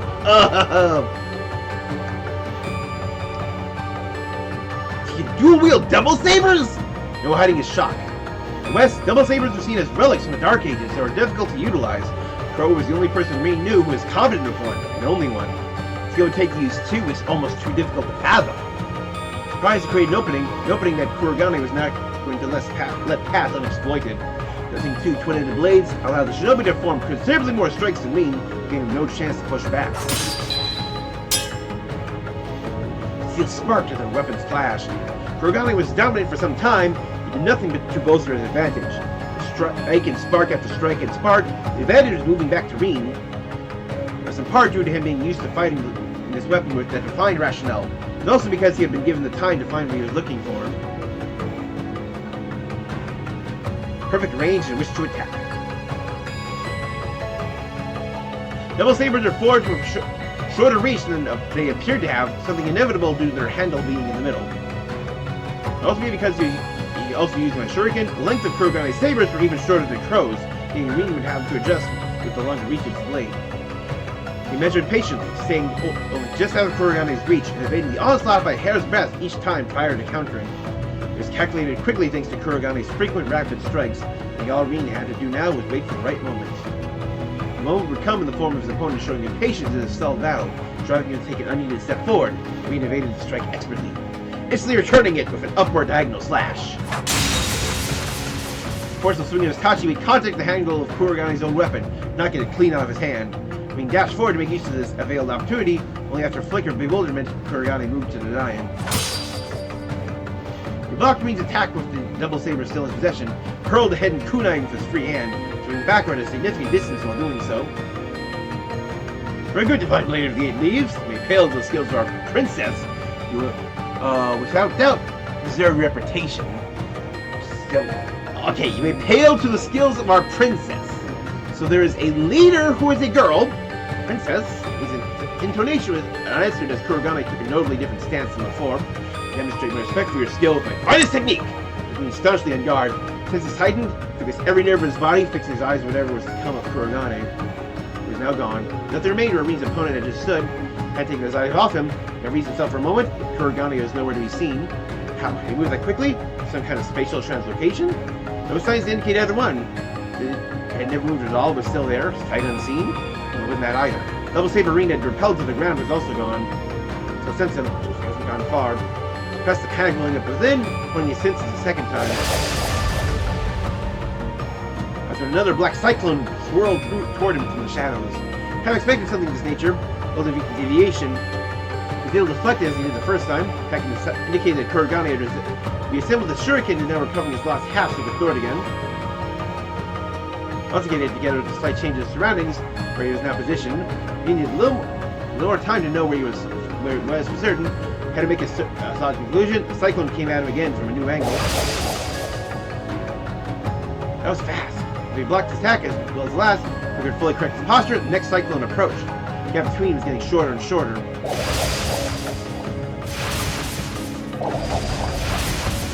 Yep, speeding up. Another. This time was shorter. Another. Shorter.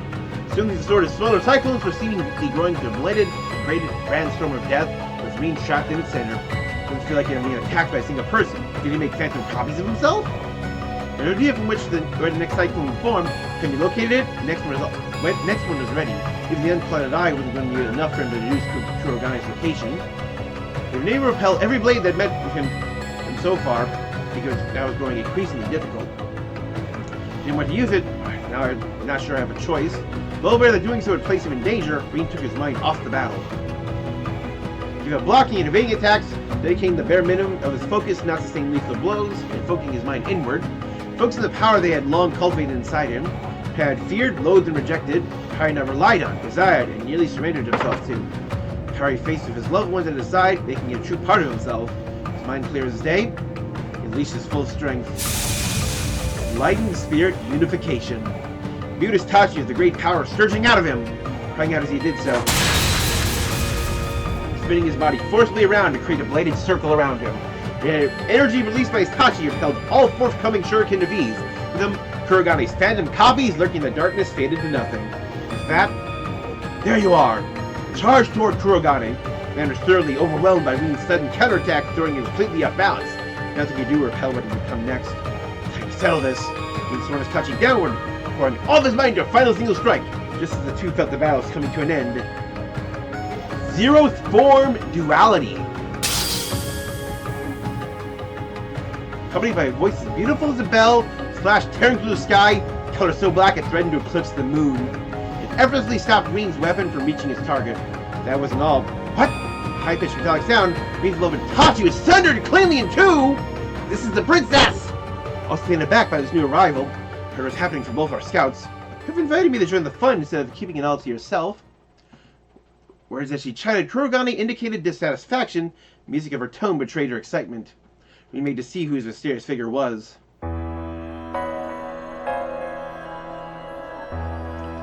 I have a feeling this is going to be an Anguis.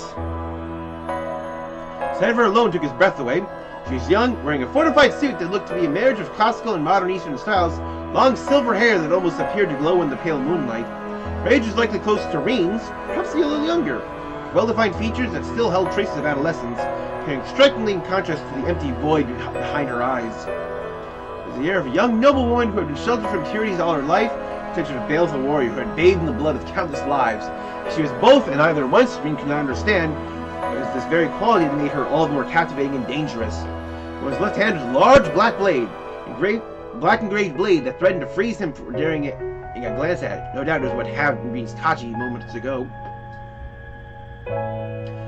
What did... He trembled for words as he clutched the useless handle, tightening his hand. A fair-haired womanly smiled as she looked down upon it. The weapon was very fine, never any match for my friend, I'm afraid. She spun the black blade in her hands, around gently for holding up toward the night sky, to seemingly display it with pride. It was hard to see why she would boast about possessing such a weapon. He had seen many a blade of historical significance. Instinct told him hers was better than any of those. The blunt side featured an intricate design of deep gray, but he could not discern its meaning there, and then he knew it was nothing less than a work of art. There was an aura about it, when cold as ice, that seemed to reject its worldly surroundings, making it incapable of cutting through anything it so desired. It came accompanied with a beautiful hilt of deep red that contrasted its body without feeling out of place. Its stark position was, in a sense, much a reflection of its wielder, with their two opposing natures being distinctly yet also one. Reen thought as he observed, her blade was clearly something special. That alone did not display the strength behind her attack. Never heard of the technique she used. Certainly connected to the 8 leaves in some way. The skills she showed in executing it made her equal to her divine blade. So fixated on the thoughts rushing through his head that he was only brought out by her sudden laughter. Didn't think I'd ever meet you here. I wonder if our old master behind guiding us to the same place. Ah, yes! So she probably is another former disciple of Yun Kafai. Either just like a disciple taken after Reen, or just another one.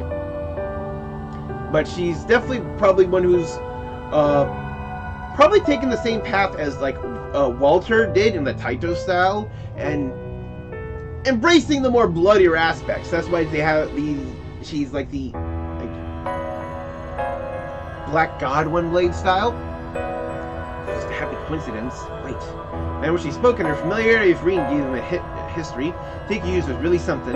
Started me intrigued.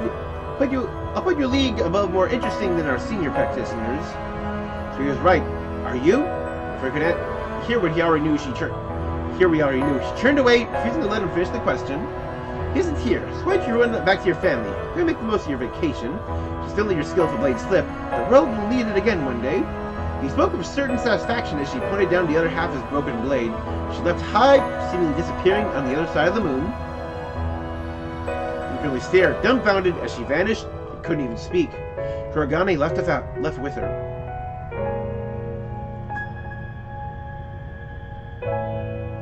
The Ikuruga, the Black God One Blade School, and our senior practitioners.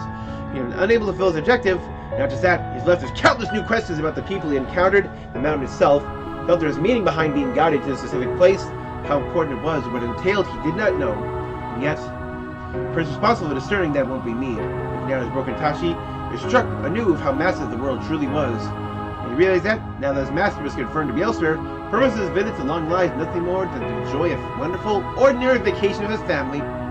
Meaning here was but a peculiar coincidence, for now at least. When I get back, I'll need to reforge my Tachi, and myself. Something stirred in this region, all across Calvard. There was nothing he could do about that as he was. All he could focus on was training and bettering himself so he could one day play a part against the next threat that loomed over the distant horizon. He resolved, willing in his soul, made his way through the now still mountain trail, back to where his loving family awaited. Oh my god, this is amazing!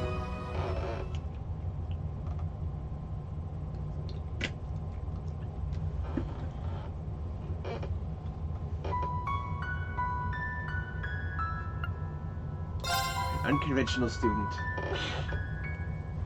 Yeah, we have that trail. April, so this is a few months later. Aramis Academy is a famous educational institution in the Calvardian capital of Eden. Named derives from artists central to Calvard's democratic revolution 100 years ago. This also reflected its goal of nurturing new talent and helping to forge a brighter future for a new republic. The Academy placed great value on traditional education, of course, also encouraged the perspectives of new cultures and values, attracting many independent minds from across Lemuria. The story places learning that reflected the Republic's views as a whole. This story, for its part, began not long after the Springtime Festival held yearly to welcome the new student body. Just another morning at the Academy, countless students shuffling through its grounds. One of them in particular happened to draw an unusual amount of attention. The young lady had long, soft violet hair crowned with a black ribbon. Figure had been touched very respectfully as she matured young woman of 17 years, yet her face still traces of girlhood days bygone. Beauty she was, she never failed to turn inquisitive heads as she strolled along. Is this Ren? I have heard that Ren is in Daybreak. Yep! Moving on from Genis. Her name was Ren Bright. She was a second-year student from Genis Royal Academy in Liberal, now studying at Aramis as part of an exchange program. She had only just arrived in the spring. Ren's goal in attending was not to further her education. She had been considered highly gifted since she was a child, having already earned several doctorates in years past. With little more than the new academy could reasonably teach her, the goal in reality used as a front to operate freely in Calvard. It's hard to find one better than being a student. She already found the world relatively foolproof during her time at Genis. Yet there were limits to how much a student could get away with. Society as a whole was soft on school children. Move freely but also required drawing as little attention as possible. She aimed to conduct herself modestly, as any elegant young lady who wished to remain unseen should during her time at Aramis. There's one very big problem with this plan. Good morning, Miss Bright. Isn't she just gorgeous? Look, I see her. She's so beautiful. Albert says she's just as smart, too. All she had to do was walk in the hall and be showered of greetings and whispers of envy and admiration. Her looks alone were already enough to make her talk of the school. After one of the teachers had said that she received a perfect score on her entrance exam, there's suddenly not a single person who didn't know her name. The other students cared not how much she wanted to avoid drawing attention. She was getting it whether she liked it or not. Naturally, not everyone was pleased with the booming in popularity this new transfer student had attained in less than a month. While most were busy fawning over Ren's arrival that morning, another group watched the charade unfold from the shadows, echoing audible tuts of displeasure. Ren had yet to be enrolled in any clubs, so as soon as the day's lesson had come to an end, she packed her belongings and stood to leave. A word, if I may, Miss Bright. As a fellow classmate, surrounded by a small faction of students clearly loyal to their king bee. Oh, I can just feel like the smug douche in this guy just from his face. Certainly. Her instinct told her this was not going to be a conversation she wanted to have. She made an effort to pretend otherwise. She should not be provoked into behaving as anything but a mature, modest young lady. I've been wanting to get to know you better for some time now, you see. Wondering if you might join me for dinner this evening. Boy, Ronald Griffith presented a gentlemanly smile, and was very much used to being asked out like this. Never once did she accept. She always made up some excuse to turn them down. Today would be no different. I'm so sorry. Afraid I have something urgent to take care of after school today. Some other time, perhaps? This was usually enough to get them to give up, but Ronald was a persistent one. Oh, that won't do. I have something very important to discuss with you. I already booked us a table at a very fine restaurant so we can discuss in detail. Is there really no way your business can wait? Something ominous about his smile. One couldn't help but be curious what he was thinking. Afraid I can't. It's so sorry after you've gone out of your way to prepare ahead of time. So, I can spare a little time now. I'd be happy to talk here if that's alright. So that's night then. A pity. Ronald's tone read one less of genuine sadness and more irritation that things were not going according to plan. Well aware that he let slip his true feelings in the matter, he quickly composed himself and smiled. Now it's better than never, I suppose. This does concern everyone in the room, so perhaps it's all for the better to sit here. This friend glanced around the room, noticing that only she, Ronald, and his lackeys were all who remained. Most were likely on their way home or in their respective clubs. As some would have ordinarily been in class at this hour, to certain none wanted anything to do with Ronald and his group. He took a step forward and began to speak. I'm well aware, Miss Bright, you have come all the way from distant the borough to be here. It's not unusual for students to transfer from afar for family reasons. Or in your case, you came to Calvard just to learn in these hallowed halls. Calvard deeply admired your spirit and thirst for knowledge. Pure theatrics, this one. Meantime, I worry about you. Brilliant you may be, living alone in a far-off land must be a terribly lonely and challenging affair. Only someone to depend on their lives. And that would be especially so in your situation. If I might be saying so, Mrs. Wright, I believe you're in need of someone to look after you, to protect you. No way! Just like, excuse me, Mr. Ronald, would you like to meet my scythe? Unless he shut up. Giving men a chance to respond, she scrutinized him closely. Sure, you'd like me to join your circle of friends, correct? Ronald's smile broadened. Followed as senator in the public's parliament, meaning he had a significant amount of political power. Son used this to his full advantage. Ever since joining the academy, Ronald used his father's name to form a faction of sorts among the students, forcibly building his reputation until he was leading candidate for student council president in the election stage in half a month's time. His goal, when assumed, was to bring the hottest talk of the academy into his faction and further secure his chances of victory. I think you'll find that joining us will help you feel much more secure and at home here. Perhaps you don't yet appreciate just how much of a difference having someone like me backing you would make me on the life of an exchange student. Truly, she mused inwardly, thinking about high social standing would make it easier for her to gather information. She could leverage his father's connections to build more of her own. That would pay itself in dividends in the days to come. Thomas Boy had no way of knowing the actual circumstances that brought her to Aramis, but his proposal was, in fact, very, very beneficial to her. She turned a smile from modest wit of her own as she answered, "Your kind of thinks so much of me, I'm afraid I'll have to decline." Clear, unambiguous rejection. Ronald's lips were still curled into a smile, could not hide the twitch in his brow, nor could his lackeys hide their shock. They had, by all accounts, expected her to answer the opposite. "Are sure you won't reconsider, Miss Bright? Surely someone as brilliant as yourself to see why accepting my offer would be in your best interest. For if you don't know, you may well come to regret it." Last words were hair slower and deliberate to her interrogator. But of course, is never going to fall for it. I'll admit, it's a tempting proposal, something enough to inspire one to consider helping a certain someone win the student council election. Well, that someone weren't you. "What did you say?" Sudden taunt caught him completely off guard, resulting in a flare of irritation escaping him. Ren, for her part, was unruffled by the change. "As you don't need to explain why, I will, to be sure. I've been very well the threatening glares I always attract on the way to school every morning have been coming up from all of you. They've been a constant in my life ever since just before the festival." All were flabbergasted by the statement. Besides confirming what she had said to be true, she continued, "Now, you have every right to regard me with caution. I'm well aware how much I stand out despite my best efforts. Taking potential threats in your own wing is a strategically sound move, too. However, that your target was so easily able to see through your scheme shows everyone here just how inept you really are. I have better things to do than assist someone so incompetent and small-minded." The shrug inside in a somewhat dramatic fashion, and stood before Ronald, his shoulders trembling from rage. "Good day to you all." Then gave a courteous nod of acknowledgement for opening the room, leaving the room, paying no mind to the wide eyes and open slack jaws she left behind. "Oh yeah! Eat it, little son!" So Agate ended up getting pretty beat up for another one of Mom's crazy jobs she threw at him. He did get some good data out of it, but ouch. Your mom is always so funny. So at the dormitory, Ren and Tita were engrossed in deep conversation through their laptops. Oh yeah, I believe, Tita should be officially graduated now. Oh, it's always same old with all of you. As far as anything of Agate left of how often you tell me he was nearly facing death. He isn't nearly facing death. You threw in a rut. I know something that could help spice things up. Maybe try adding a little romance to the mix, like a couple of bright-eyed lovebirds we know. But we have agreed to go somewhere next week. It's not a complete rut. Isn't that's something? A serious adulthood await you, my dear friend. Ren! He had graduated from the branch campus in Erebonia just as Ren left for Calvard, leaving them no time to spend with one another in person. It wasn't ideal, of course. From a hint of sadness came a habit of talking like this once a week so they could stay in each other's lives. They discussed anything from new lives and environments to the fruits of their research, occasionally stumbling into a serious, topical matter or two along the way. It's not like a legal confrontation. The Verne Company and Epstein Foundation is inevitable at this point. Ooh!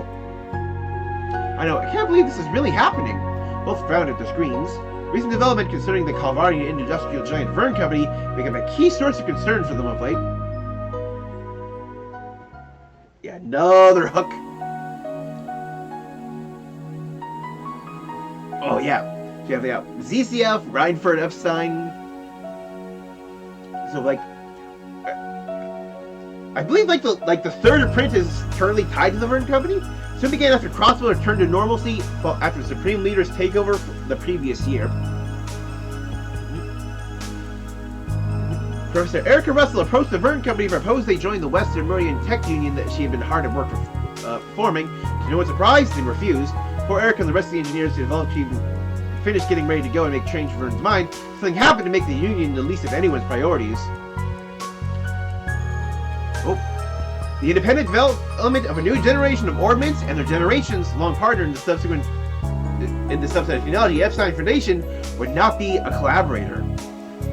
Oh, the latter have been key supporters of Muriel's orbit development and orbital technology in general since their very inception. Ooh. Yeah, because like every time we had like new ordnance, it's like the Epstein Foundation is collaborating, like Argus is collaboration between Reinford and Epstein. It's just Epstein has always been there helping develop ordnance, and Verne is saying we're gonna make our own. Battle ordnance are no exception to this. The Foundation had known their way around them since the very first model, drafting the incredible concept that had been used as a base ever since. I have heard that, like Daybreak will be having a ordnance shakeup on the same scale as going from Azure to Cold Steel, like that radical of a shift. Even the Reinford Company before the Battle of Jormungandr had not thought to develop their Arcus models on their own, instead favoring to develop them in partnership with the Storied Institute. The announcement was quite simply unprecedented, and sent shockwaves throughout the industry. The Epstein Foundation was also less than pleased about being cast aside in this manner. While there were certainly legal concerns regarding who owned the patent to this technology, the greater concern was that their stable position in the industry as a whole was now becoming unstable. They initially responded by attempting to resolve this through peaceful means. When those attempts proved fruitless, reported that they were preparing for what would only be an ugly international legal dispute. I say Verne has the upper hand if this ever makes it to court. Unlike their previous Ramda orbits, the 6th generation is designed to set a whole new standard. All its main features are packed with new tech. Some new features still being kept under wraps. Wonder what those are. What could they be trying to develop that's important enough to ruin their relationship with the Foundation? I have heard the government telling the Verne Company to focus more on weapons development. I have too. Sounds like they're planning to significantly revamp the military's weaponry. Official stories that they're planning to slimming down the military, they're pairing up the latest in weapons tech, and they're still just as powerful, maybe more so. Part of the war's ceasefire agreement, Erebonia is required to downsize the military, bring it more in line with that of Calvard's. If the Republic were to expand the capabilities of its military, to subsequently force the equilibrium and superpowers would be quickly broken. However it may be true, I got a lot of questions I need answers to. Maybe worth visiting the Verne Company's headquarters in Basel at some point. Haven't learned anything more about Professor Hamilton at the moment, right? Yeah, the third disciple.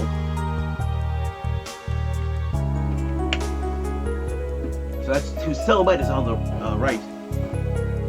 Nothing new or concrete, at least. Sounds like she's continuing her research eastward. Haven't heard anything more specific than that. With Grandpa, I haven't had any luck in contacting her either. Not surprised since that area isn't very well connected, but still unfortunate. She's a lot more personable than Professor Schmidt. Having her on her side would help a lot.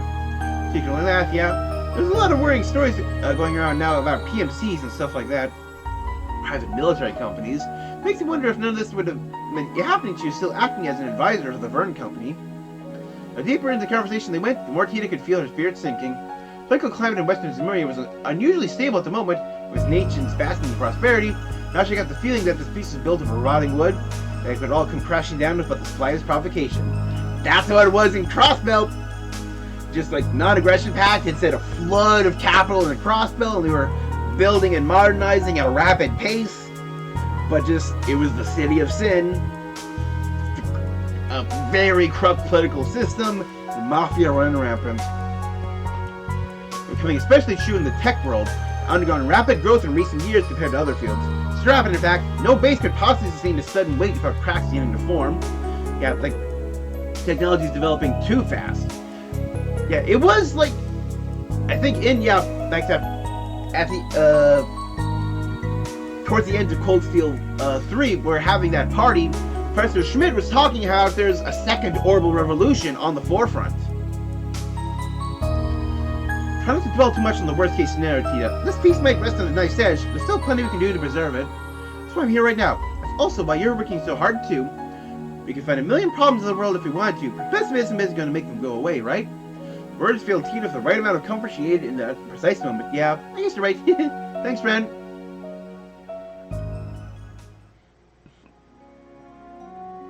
You continue on, losing track of time as they talked well into the night. When they knew it, the clock had struck 12. It's getting really late. I should probably be going. I'll talk to you soon, okay? Alright, good night, Tina. Night. Oh! He suddenly remembered something. Hesitation stopped for men just as she was about to end the call. Estelle and Joshua told me to ask if you're doing okay in school. You see, always worry too much. You think I wasn't talking to them, too. She couldn't help but remember her interaction with Ronald after class, but Ron quickly drove the thought of it from her mind. It wasn't worth dredging up. Tell them they can rest easy. Everything is fine. Good. Let me let you know if you were being bullied so they could fly over and help. I generally sigh. Honestly, do they think I can't keep myself safe from a few schoolyard bullies? Actually, I think they're more worried about what you do to them than what they do to you. Her friend's silence. Tina couldn't help but burst out laughing. I heard about you too, obviously, but they're probably right. How awful of you. And if you were that were to happen to me, I wouldn't do half of what you're imagining. Not anymore, anyway. See, it's saying that kind of thing that makes people worry. But lady now, I need the magnanimity to forgive the transgressions of others. I'm also trying to do what I can to avoid standing out too much at school. You try. I think that's always been a lost cause. Anyway, now I'm really gotta go before I remember anything else. Say hi to Zin for me if you run into him. I know Zin's gonna show up. I'm planning to go and see him when everything calms down here.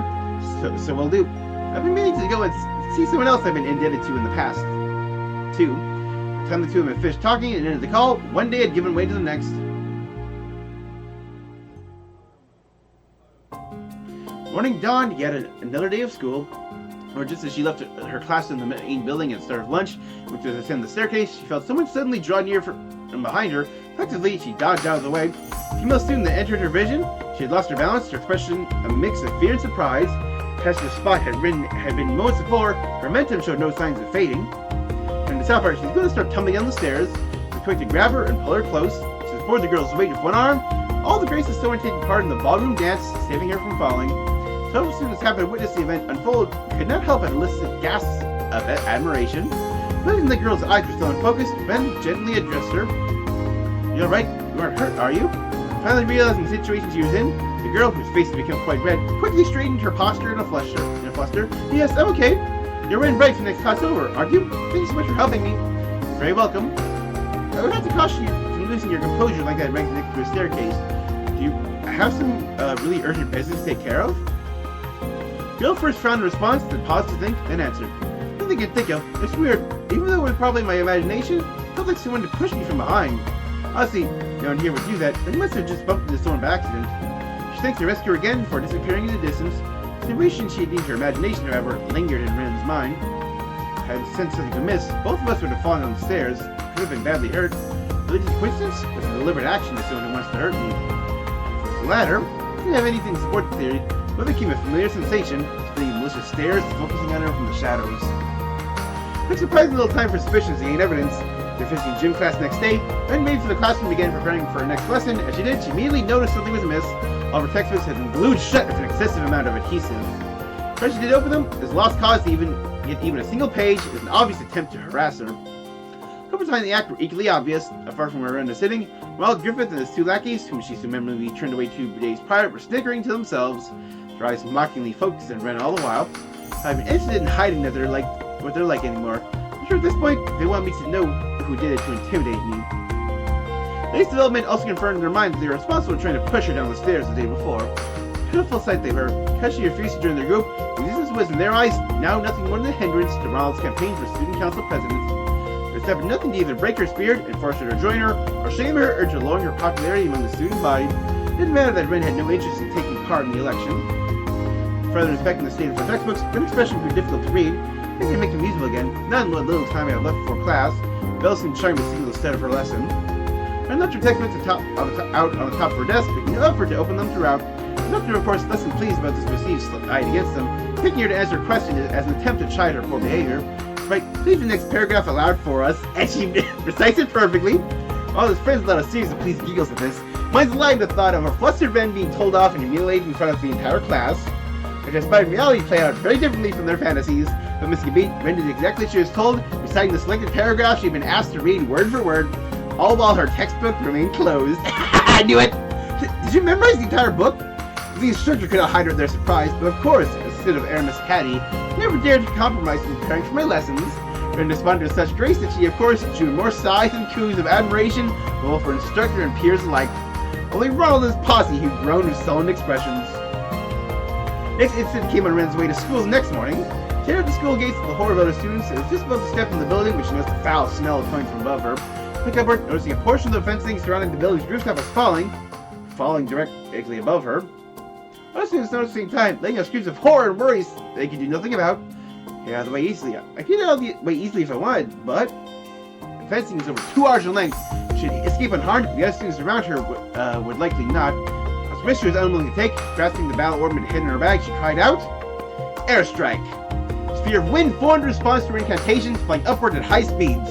Carefully controlled its powers that instead of sending the fence flying, it simply canceled out its momentum instead, allowing her to hop and catch with ease. This is no accident. The smell makes it obvious. The distinct smell of a liquid extracted from a certain plant monster. Properties was to imitate the natural corrosion of metal, resulting in its application in certain solvents. Oh my god! Yeah, that is more than just a bullying attempt. That is an attempt at assault.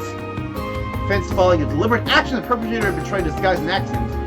With Ren having been the target of several malicious acts already, the culprit was clear. Yet you feel the presence of those familiar hateful stares pulling into her from the shadows. Again as well, you're not the only ones with eyes on her. Whoa! That was awesome! Did you see that? Is there anything she can't do? Her inspired meditation was disrupted by a multitude of cheers and applause from all around her. She was a performer just about to leave the stage. She gave an elegant bow in response. It would not be the last time she endured harassment from Ronald's group, but each and every time they thought that they bested her, she would handle herself with exemplary skill, efforts only serving to make her more popular. The affairs continued for several more days before, seemingly out of patience with Ronald, someone ran behind the school building after lessons were over for the day. Stood impressively before her, Zaki's behind him, with the composure he attempted to feign before now replaced by plain vile anger.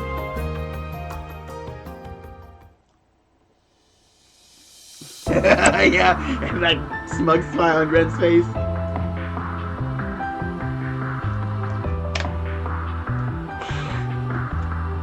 Let me give it to you straight, Ren, right? You're an eyesore. And that gentlemanly air you impersonated before was gone. Really? That's not a very polite thing to say to a classmate. Don't try to act cute and innocent. I put too much damn time and mirror into building my position up on this academy. Who's always the center of attention instead? It's you! It's always you! It's like you're deliberately trying to sabotage my chances of success. That's the last thing I can afford right now. The more livid Ronald became, the more unruffled Ren was in turn. You're only sabotaging yourself by setting me up to succeed over and over again. You are aware of that, aren't you? She's not been forced to defend herself against him over and over again. She did not have received nearly as much attention. This being pointed out caused Ronald to return in an audible touch of frustration. Here's about how it happens. The point is, not long enough. I have to ask you to step off the stage for a while. What do you mean? Obviously, to present some of his initial cool front when they first talked as he answered, means something very simple. You just won't come to school until the election is over. If I refuse, to this he raised a hand, Hans Lackey stepped forward to surround her. Boys were unusually well built for their age, showing off their hulking forms in hopes of intimidating her. Facing now, I'm not, I'm afraid. You aren't going to oblige me willingly. You have to make sure that you can't come to school for a while. Lackey's cracked the knuckles dramatically to clarify their leader's intent. Well, that's no good. I think we both know that would constitute a grave violation of the school rules. No matter her inflection caused him to mistake her commentary as showing a hint of fear, further fueling their desire to dominate the situation. No one's watching a place like this. And if someone did happen to see my father's politician, he can make it go away. Oh no, someone is definitely watching. If they don't willingly choose to ignore what they saw in deference to my position, that is, everyone in this academy seems to already know their place, you see. Everyone except you. The smile was so unpleasant that a sigh escaped from him. I think if the one who doesn't know your place, I don't want to be rough with him after what Tina said. He needs to be taught a good, hard lesson. Miles continued on, oblivious to what was running through his apparent victim's mind. Now do as I say! Blackie drew close, ready to seize her. Keep it mild, I still want this to hurt for them. Just enough to set them on the right track. I don't think Estella or Joshua would object to that. Just as she was about to act. Stop this at once! The girl shocked to be heard from the direction of the school building. Chose, of course, not shouting at Ren. And who are you? Ronald was visibly irritated.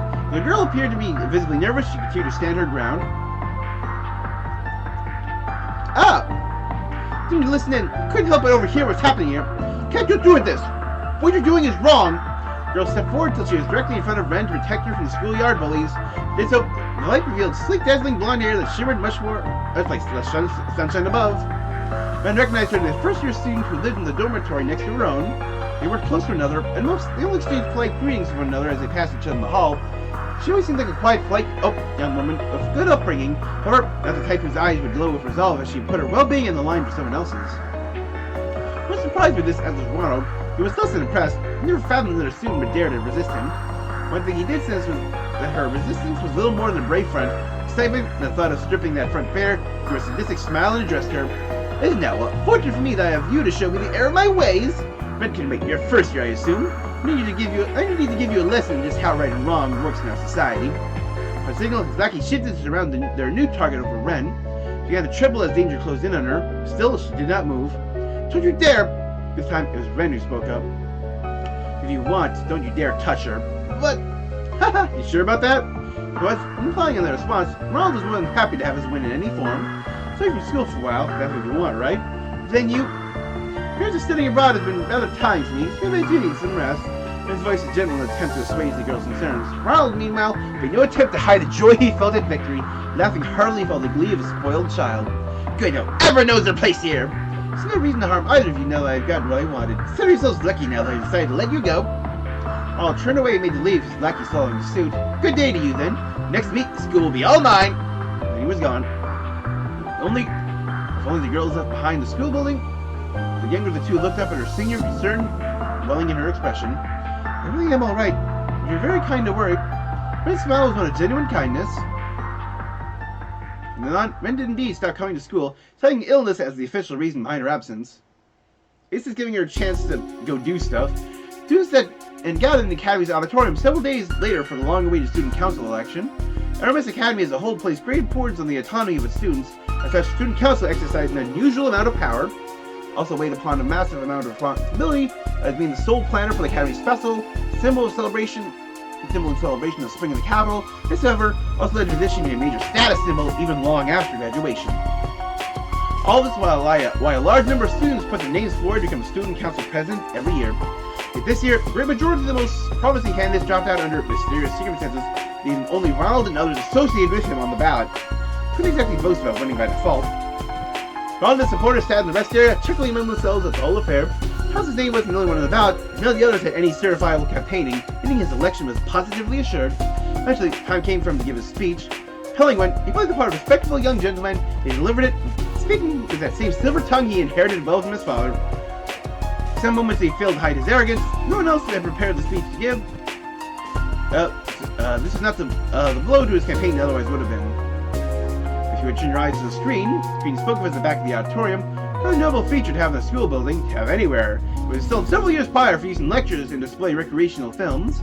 Other nations get to indulge in such luxuries, showing just how far ahead Calvard was in these technologies. So then, students used to display photographs during their speeches. Ronald intended to take a step further. To promotional video, not a simple makeshift self-produced one that might originally be presented by an amateur, rather professional work he had paid a considerable amount of Mira for, and instead it's going to be a video of him confronting and intimidating Ren. The quality was genuinely impressive. Vic is written in stone, but this he knew would submit it much more. This would serve as a perfect beginning to his ascension to the top of the social hierarchy. He started the video. The equal number it played was rousing, fitting for what happened. What followed was Ronald appearing on screen. How much mirror do you want for supporting me? I can make it worth your while. No, it's all of his dirty secrets! What? Vito, playing me for them is not the one intended. Sorry! You messed with the kitty, and now she's bringing out her claws. And an inspiration show of what he could bring to the student body is a recording of him buying off one of his opponents just days before. As hushed whispers and confusion spread through the auditorium, the next clip played. It was good for you, so withdraw your candidacy right now. The only thing you'll be present of is a hospital bed. Next was an equally unexpected scene of Ronald intimidating another candidate into withdrawing from the race. Dude, Ronald realized what's going on.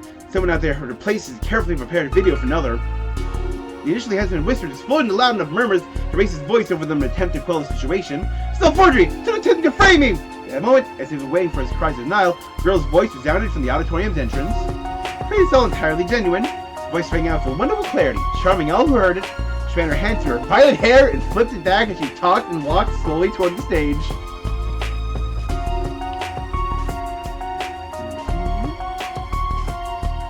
Robbing potential threats, blackmailing, threatening, even executing violence against others, and many other cases of bullying besides, you're guilty on every single count, Ronald Griffith. For anyone who could fully understand what was happening, the student was on stage staring Ronald down. All eyes were fixed upon this elegant figure. Indeed, for any effect at all, any effort at all, she had the air of a protagonist from some epic tale making her long-awaited appearance. Just, damn it, Ben Wright, must you insist on getting in my way at every turn? The crowd was sheeted. Sheer anger. In contrast, recently absent Ren responded with brilliant composure. You're the one getting in the way. The fair running of this important election, there are countless crimes that made a mockery of the whole process. Ren then turned from Ronald to the rest of the student body as she continued to list his crimes alongside the still running video. Some listed frowns, others sympathy, others complete silence. By the time she was finished, all united in a single overpowering emotion: anger. It brings me no joy to say this about a fellow student. I'm afraid it must be said. Ronald Griffith, you do not deserve to even attend this prestigious academy, much less be the president of a student council. Similar censure from other students followed in rapid succession. Yeah, she's right! Stop running our academy! It's gone too far! But the accusation was the only reason for their anger. Students of enemies had long loathed Ronald's oppressive behavior. They only hadn't spoken out because they were afraid of his father's power. Now they had realized he could be stopped. Their anger had reached an explosive boiling point. Ronald suddenly found himself at the center of a torrent of abuse. He looked up to his lackeys for support, but even they refused to meet his gaze. It dawned on him just how fragile all he had thought he built was. Rage gave way to an instant deep despair, casting a glare of pure hatred toward Ren. Ronald hurriedly sprinted out of the auditorium. Only when he was completely out of sight, the air erupted with cheers of joy. In the end, addressing the aftermath of the election took long enough that by the time she left the gates, it was already evening. Yet, even if how late it was, instead of walking her usual route home, she stepped off the path to enter an entirely unoccupied park. How does this work? No one's going to interrupt us here. How about you come out now? As her words, Ronald emerged before her for the first time since he ran away earlier in the day, with 10 or so companions in tow. These men weren't his usual lackeys, instead vicious figures with dark expressions and gaudy clothing. They're clearly not students of the academy. More than likely belong to some local gang. Don't keep very good company outside of school now, do you? With how they're dressed up. I assume you must be off to a party or something. You'll wipe the smug smurf right off your face for good, Ren Bright. Nothing future in politics was guaranteed. You've got to ruin everything. What am I supposed to say to my father now? That's your problem, not mine. But you're so small of a man you can't own up to the consequences of your own mistakes. A second passed between his outbursts and the manner in which he snapped back, causing his temper to go twice as vile. That's it. Look at what it takes. Who to pay for thinking you could trust me and get away with it? Have at her. What are the consequences for going too far? My father will see to that. And springing into motion upon Ronald's signal, followed made them doubt their eyes. Yep, there's a scythe. Ronald could understand what just unfolded for him. His eyes relayed the information well enough, but his mind rejected it completely. Second after he ordered his new lackeys to attack, Ren had produced a moderately sized black and gold scythe from thin air. This in itself was beyond comprehension, but wasn't blasting to be so. The scene was like a cat toying with a powerless corded mouse. So in this shocking case, Ren was the cat, and his men were the mice. To surround her at first, yet all it took was a single swing of her conjured weapon caused most of them to collapse to the ground. In less than 10 seconds, their confidence had crumbled with their bodies. The mice made to scurry as fast as they could. The cat gleefully gave chase. There were even moments where she let a few think they had gotten away, only for it to immediately close the gap between them. Only after she was bored that she would knock them unconscious like the rest, and she would sleep delight in her next hunt. Like heavy sacks of potatoes, the men fell one by one. One by one, until only Ren and Ronald were left. This can't be happening! The young man was still struggling to come to terms with what he had just witnessed as Ren stretched her limbs like a bored child still gearing up to play. Amateurs. If that's one of them, I would like to at least have a little fun. Oh, but don't worry. I didn't actually slaughter them. Her gaze was spectacle of her own creations to Ronald. Would you be open to giving me a little more entertainment, perhaps, Ronald? While preaching fear at the mention of his name. At this moment, she was now nothing more than a beast in human skin. Stay away from me! Fuss in Parliament, you know! Anything on me! You'll regret it! His monster expression of pure pity for tossing a premium magazine at his feet. That's one of today's tabloids. You might find its contents relevant. What? First, he was baffled by the shift. The second he peeked at the cover, his face went pale. Representative Griffiths suspected of bribery and connections to organized crime! Read the headline in giant punchy lettering. There's a whole special feature in Your Dearest Daddy, complete with evidence. Mentions that the CID is going to be conducting an investigation as well. So this may be the last day you can say he's in Parliament. My condolences. No! No! So if this was a shock in the news, the simple word is all I can muster. Even then, Ren wasn't finished. Oh yeah! Now he's been removed from the equation. Let's do it again. Was you open to giving me a little more entertainment? She edged closer and closer, scythe in hand, sadistic smile lacing her lips, while I'll try to retreat in fear for tripping over a rock and falling hopelessly on his backside. All I could do was watch her as though she were the Grim Reaper, tears and snot streaming down his face. Be a doll and play with me, and you'll understand why they used to call me the Angel of Slaughter.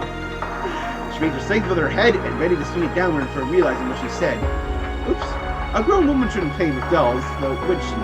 Here I thought I could better control my childish glee. Oh my god! She covered her mouth with her free hand, blushing with feminine modesty at her slip-up. None of this behavior befitting the proper lady she wanted to reflect. Composing herself, she turned her attention back to her prey, only to see he was already unconscious. Finished? As she left the park, a calm young man called out to her. I certainly am. Ren met eyes for a brown-skinned young man leaning covertly against one of the trees. Safe to assume he had witnessed the entire affair unfold. Ooh! He glanced inside the park for a brief moment, for, speaking of slight but genuine admiration, you really are something. In what way? In every way. Even as I was more struck by the hacking abilities of famous Kitty, the combat prowess of the infamous Angel of Slaughter. I don't believe he managed to find dirt on his bigwig dad that easily. Her response, as a matter of fact, showing no sign his praise had gone to her head. Most people just aren't as cautious about cybersecurity as they ought to be, understandable with how new most are to it. Of course, it isn't nearly as easy as this as when dealing with leading corporations and politicians at the top of the food chain. You may sound like you've tried before. Maybe I have. Ren's smile was both cryptic and darling. I'm more impressed with you. You were quick to write a piece that's scathing while also finding me exactly the proof I needed. So this guy's a journalist! I'm glad Grace introduced us! Ha! Just doing my job. His name was Dingo. He was a professional reporter for a tabloid. Extremely capable of his job, very well connected, and held a reputation for never shying away from danger. Being introduced to one another by Grace Lynn, he and Ren made a deal with one another just a few days prior. Terms are simple. Dingo would provide Ren with proof of Ronald's misdemeanors, and would use her hacking abilities to provide evidence of his father's crimes. Both are now reaping the rewards of the other's success. But I'll admit that I did get some help from a friend. He's not too pleased about being asked to look into a scummy politician's equally scummy son, but he pulled through. Oh, you have all kinds of connections, don't you? Probably don't know. She said someone other than Dingo was acting on her behalf while she was off school. Wasn't sure who that someone was. This curious sensation regarding their identity remained as she continued the conversation. You know, surprised you didn't meet with any resistance in running that story. That just goes to show how big a fan the government was of Griffith. Left him alone because he didn't actively oppose the current president's party. From the CID's perspective, this chance to take him down was about as good as it was going to get. You sound like something Mrs. Taito Master over there would do. I can't say I like the feeling of being used by her, but oh well. Bingham then made a curious observation.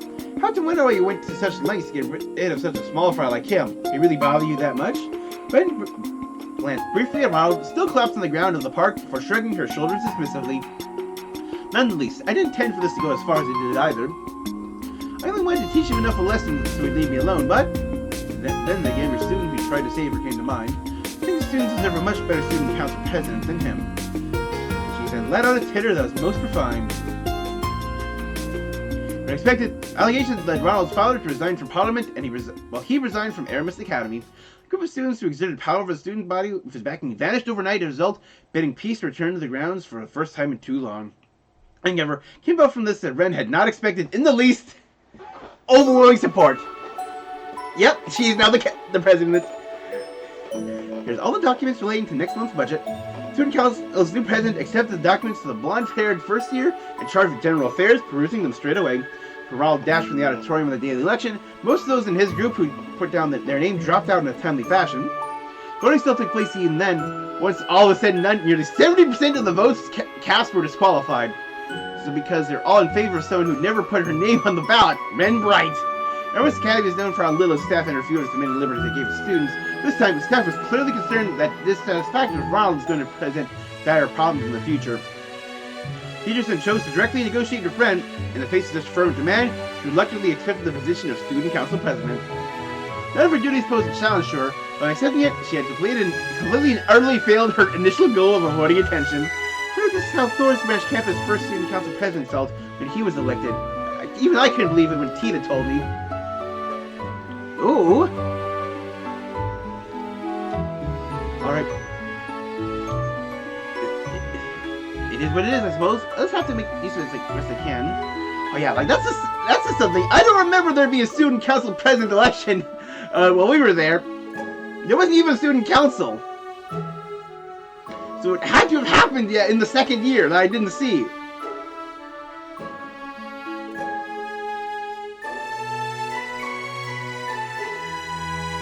When they beamed to the student council room, the blonde-haired girl and two of her friends struggled with the new workload they were adjusting to. Ren sat there, ears open to random talk and the occasional grumble. A thought crossed her mind.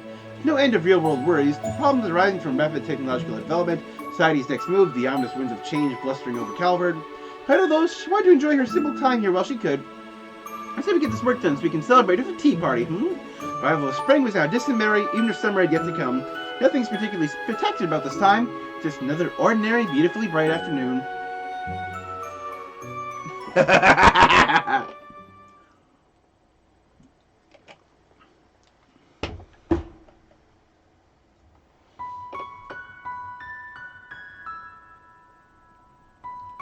Forward, sword in hand. Here's a third one.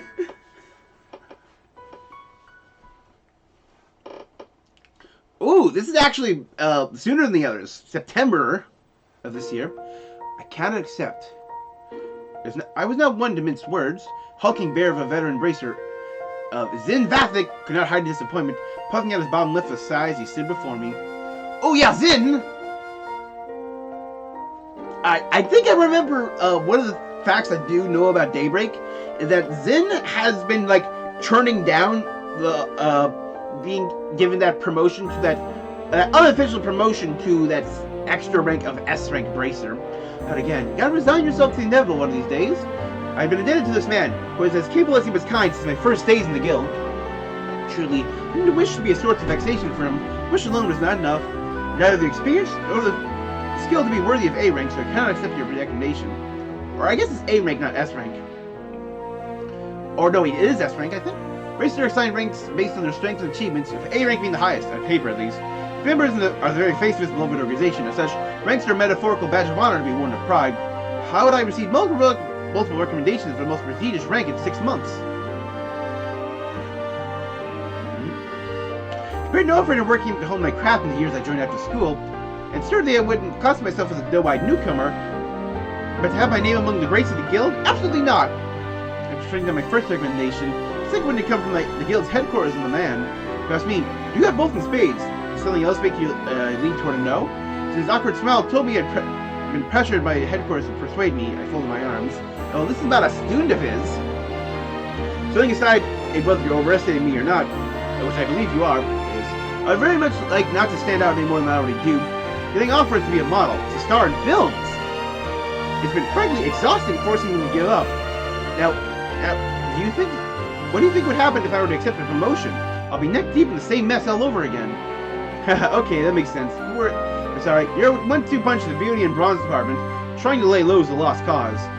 kind of fans you're getting, maybe you should consider the silver screen after all. Who knows? You might walk away from an award from the film festival. Yeah, I do remember that before Daybreak came out, I did see a few things like on like the Kiseki Kiseki website, like a Wikia thing, about like things that are being revealed about like the main characters and like your party members, and I definitely remember one of them was an actress.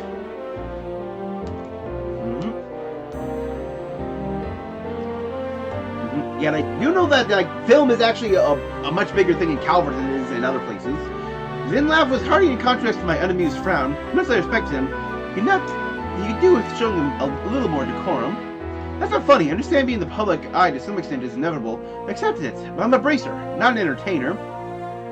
Wasn't trying to be funny though. You gotta find a way to allow some steam, or you're gonna break when you need to put together the most.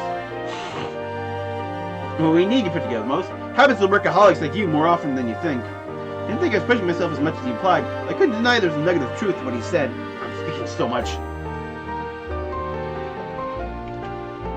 We're getting off topic. Despite his headquarters so desperate for me to become an A-rank bracer, I can't see the logic behind it. Well, you see, starting with what you know, reparations from Erebonia have beefed up our economy this year. All kinds of new investments are pouring in from across the continent. Now, I'm no economist, but if people go where the commodities at, where people go, conflict follows. That's just how it is. So I was going from there, I'd like to expand upon the rest myself. I have disputes between mega corporations and a stark increase in Jaeger activity. These are addition to the known group of private military companies and increased tensions between mafias. You got it. You think it's bad now? It's only going to get worse from here. That's why the man wants to up security here while promoting our rising star, you. He has a good PR for the guild, and a deterrent to any potential threats that are thinking about slipping out of line. Perhaps I was more vaguely aware of their goal of using me than I want to admit. It didn't make hearing the answer any more satisfying. Have you asked me to play my part? And truly, they have asked you to play your part already. You've been recommended for S rank, haven't you? Yes, I was remembering that right. I know. If you know of a better turn than having an S rank in Calvard, I'd like to hear it. Then scratched the back of his head awkwardly upon my statement. Just to think I'm up there with someone like Cassius Bright. SE isn't even an official rank. If it was, just look at me. Think a guy like me is a picture-perfect advertisement for the guild? Think of the skills, achievements, and build to be one, yes. Curt, quick response. Alright, point made. Can't force you to take a recommendation. You're not about to be a hypocrite, so just let me know if you change your mind, okay? That conversation came to an end. The guild's racers gathered to begin our routine meeting of delegating open requests. This is how I preferred things. It's better to stay like this.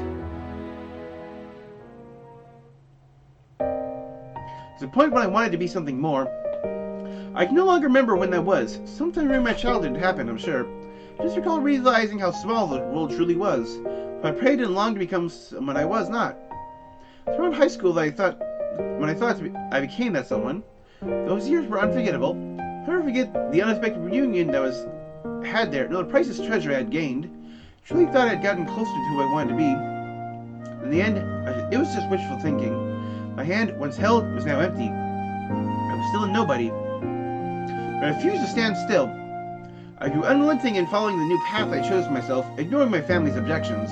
My motivations had changed, however. I no longer possessed that girlhood desire of becoming something more, of becoming someone. I just needed to keep moving, however aimless that movement was.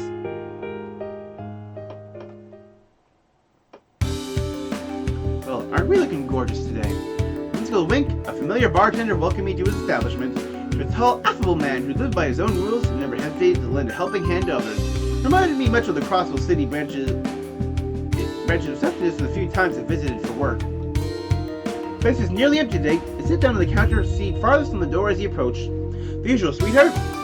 He stopped by here after a hard day's work on occasion. Whenever I did, I always ordered coffee and a light snack. This is not a coffee and snack time of day. Much thinking of alcohol. Even beer will do. Now fazed by the vagueness of my order, he walked away and started preparing my drink. When long before he returned it and placed the elegant glass in front of me, I think it's a little more you than a beer. It's a beautiful cocktail composed of two colors, clear blue like a priceless pearl and a calming jade. Maybe how you can tell how disquieted my heart was and trying to soothe in his own way. I thanked him inwardly before daring to broach my other reasons for coming. Did you learn anything more about what I asked? Apart from being a skilled bartender, he was also a well-known informant. Extremely well connected to the guild, the press, even the criminal underworld. He was very careful never to overstep his bounds with the last one. found to be a valuable source when needed.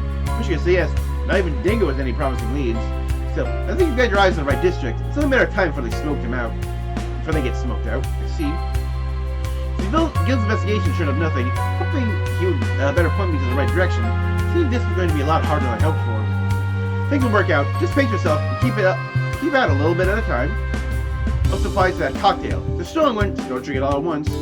Filled the glass delicately to my fingers, stepped away, finally continuing the way to the case I was following. Stark increase in illegal drugs in the market, not just any drugs either, but ones of the highly addictive, dangerous variety. Hayway, who effectively ruled over the criminal underworld in Calvard, ordinarily limited their proliferation in the market as part of their rules. Limiting the number of drugs was, of course, far through the ideal elimination of them. No deny that the syndicate's actions had brought some semblance of order to where chaos had often reigned supreme. Yeah, organized crime is better than just a giant chaotic mess of crime. In the past few years, I've seen the worrying numerous criminal groups rebelling against these carefully curated rules. One of these groups was surely behind the change in the market. All of this held a presumed connection to two missing people. The Guild and police had been tasked with searching for two children below the age of 10, a boy and his younger sister. Simply left the house one day and had not been seen since.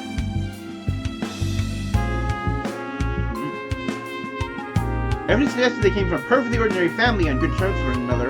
Likelihood of them running away was slim. I can't help but worry about just like a proliferation of drugs and missing children, and my brain immediately jumping to Gnosis. Mulled over suspicion that they had been abducted for a ransom early on, not a single demand was made following their disappearance was quickly ruled out. Despite a healthy amount of manpower that's coming from both sides, none of the Guild or the police had yet to find them. Yet search so far had not proved entirely fruitless. Last known location was fortunately established, but was unfortunately a popular site for illicit drug trade. Working theory from there became that siblings witnessed the transaction and were held captive by the criminal parties involved as a result. Held true. The longer it took for our parties to find them, the greater the danger their lives were in. The abductors wouldn't do anything right away. Murder would surely trace evidence behind. Only a matter of time before they resorted to that, or trafficking abroad to be rid of them. Each passing second, the odds of the children being returned unharmed were dropping to zero. Meantime, all this is pure speculation, but our part based on a single established location. For all we know, this had nothing to do with the criminal underworld at all. Potential dangers thrown around made inaction an agonizing task. There's no evidence to go on. Action was impossible. We could forcibly arrest any suspicious people on sight and make them talk should we wish it. That would be a direct violation of the Guild's code and its founding principles. The Guild always has to be an ally to the people first and foremost, resulting in criminal acts to obtain evidence is out of the question.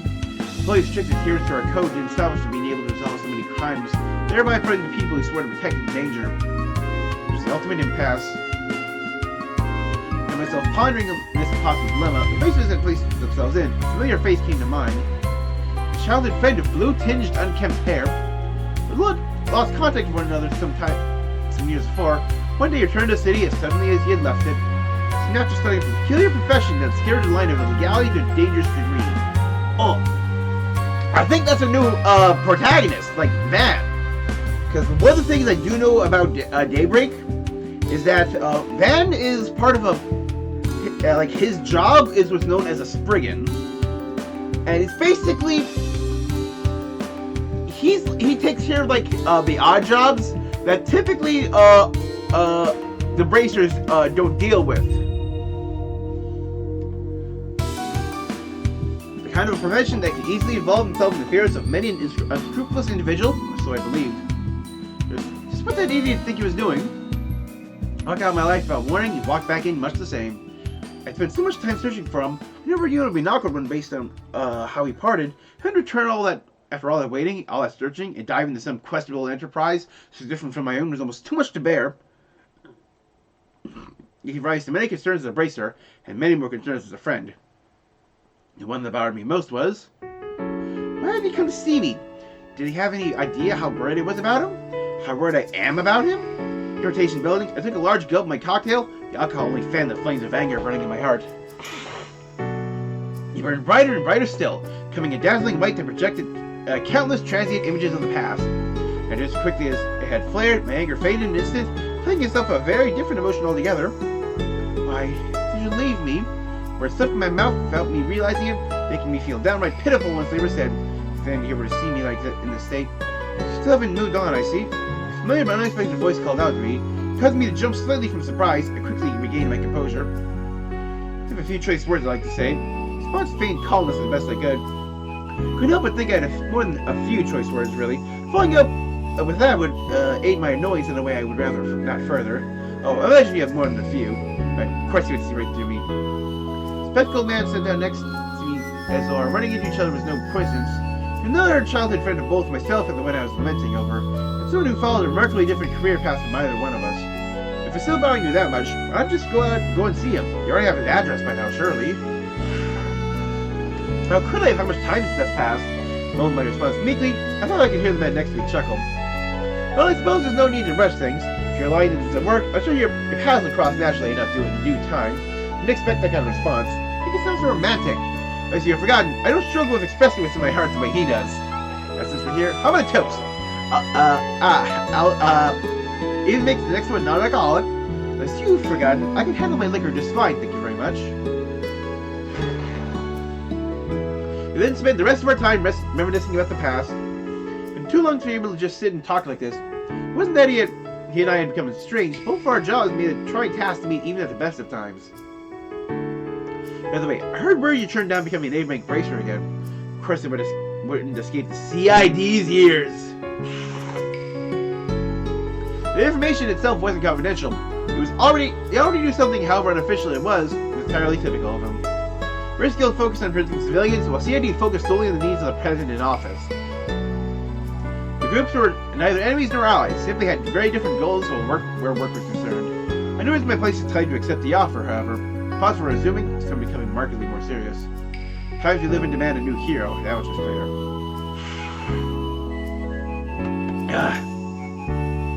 I had no idea what a realist like him was trying to do by implying I was a hero. Before I could inquire further, he changed the subject that likely would brought him to find me in the first place. If you don't mind, that's something that made you interested in you regarding those missing children. Eyes widened from the unexpected change. He continued. We identified the group that made that district of turf, as well as have compelling evidence of crime taking place. You may proceed as you like in cooperation with the police. Couldn't believe it. On a fine silver platter, it gave me just cause to act. And since the information came to CID, there's no reason to doubt its veracity. I felt it. I was on the verge of rekindling my girlhood desires. Yeah, like, this is definitely like Daybreak main character stuff. All I did until now was follow life where it was taking me. And yet here I tell myself before a new path I could lead to that someone I once wanted to be. This deviation terrified me. What if I'd like to be losing someone again? What if it ended in more pain? Again? My fear begged me to stay idle. I was a fragile human being at my core. I knew it well. It made me wish I was anything but. It inspired me to take up the sword and rebel against any whispers of weakness that played the part admirably on the surface. If I were forced to face cruel reality in the future, I wondered, would my heart be able to take it?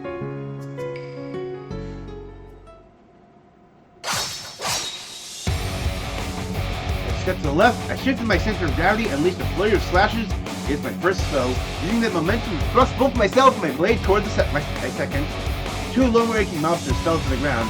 The members of the Mafia I've been chasing. Right now, I'm in the thick of their den of operations.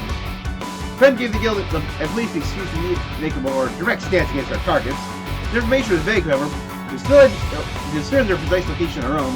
Eyes in and several other bases agreed it would be best to split our forces and attack several locations in unison for this part of our mission. As I just fired, it appeared my location was the lucky winner. There's the intruder! Hey, I seen her before. She's in the paper! Two more reinforcements arrived. I was hardly going to give them the time to act. I raced forward, swinging my sword twice at a pass, and fell before they could even raise their weapons. I advanced, mobs appearing in droves. Presumably word of my arrival had already spread. There she is!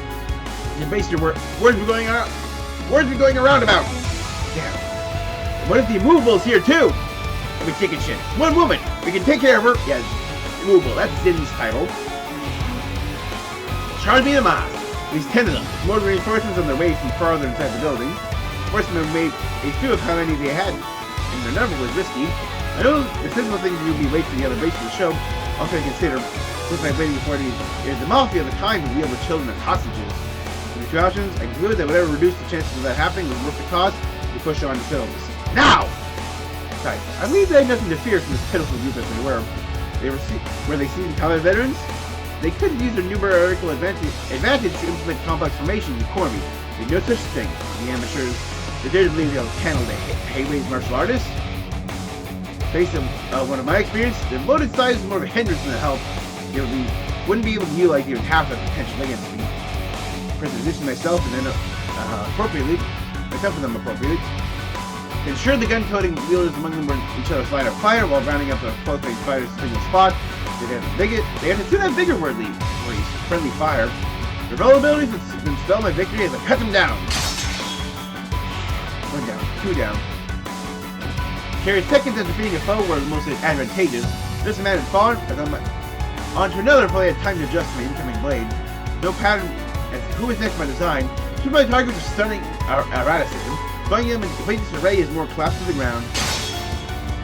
3 down, 4. Go around them in a wide circle. I moved between them, remaining ever aware of any surprise assaults from my back. I ran through them until I encountered the ones farthest back. It was never even considered. I would be able to reach them. They spread so carelessly. When they pick up their guns, newly alert panic strewn across their faces, but their fate was already sealed. Their palace was closing in between us. 5, 6, 7. Over half the number down, and many lobsters were quickly losing their will to counter. Some attacked out of adrenaline-induced desperation, calculating their next moves so poorly that they fell into my long-set trap and accidentally attacked themselves. This might the battle was as good as final, but I did was secure taking them down until I was the last one standing.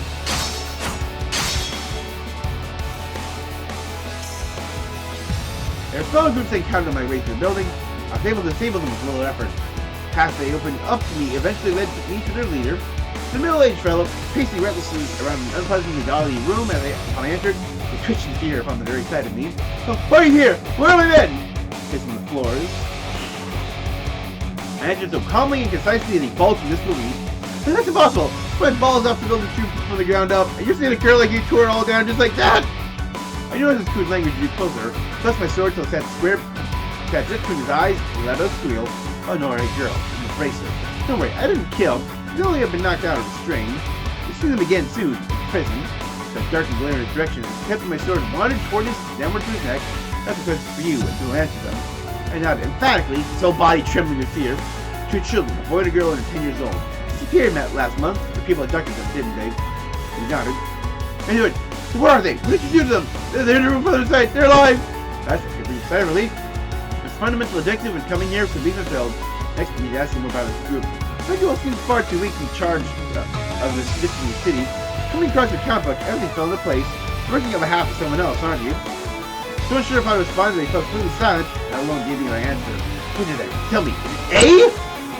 I can't. A bunch of tears I pressed him. Resisting as though he genuinely couldn't speak. Then as he opened his coming lips to speak, a strange thudding sound from outside the room.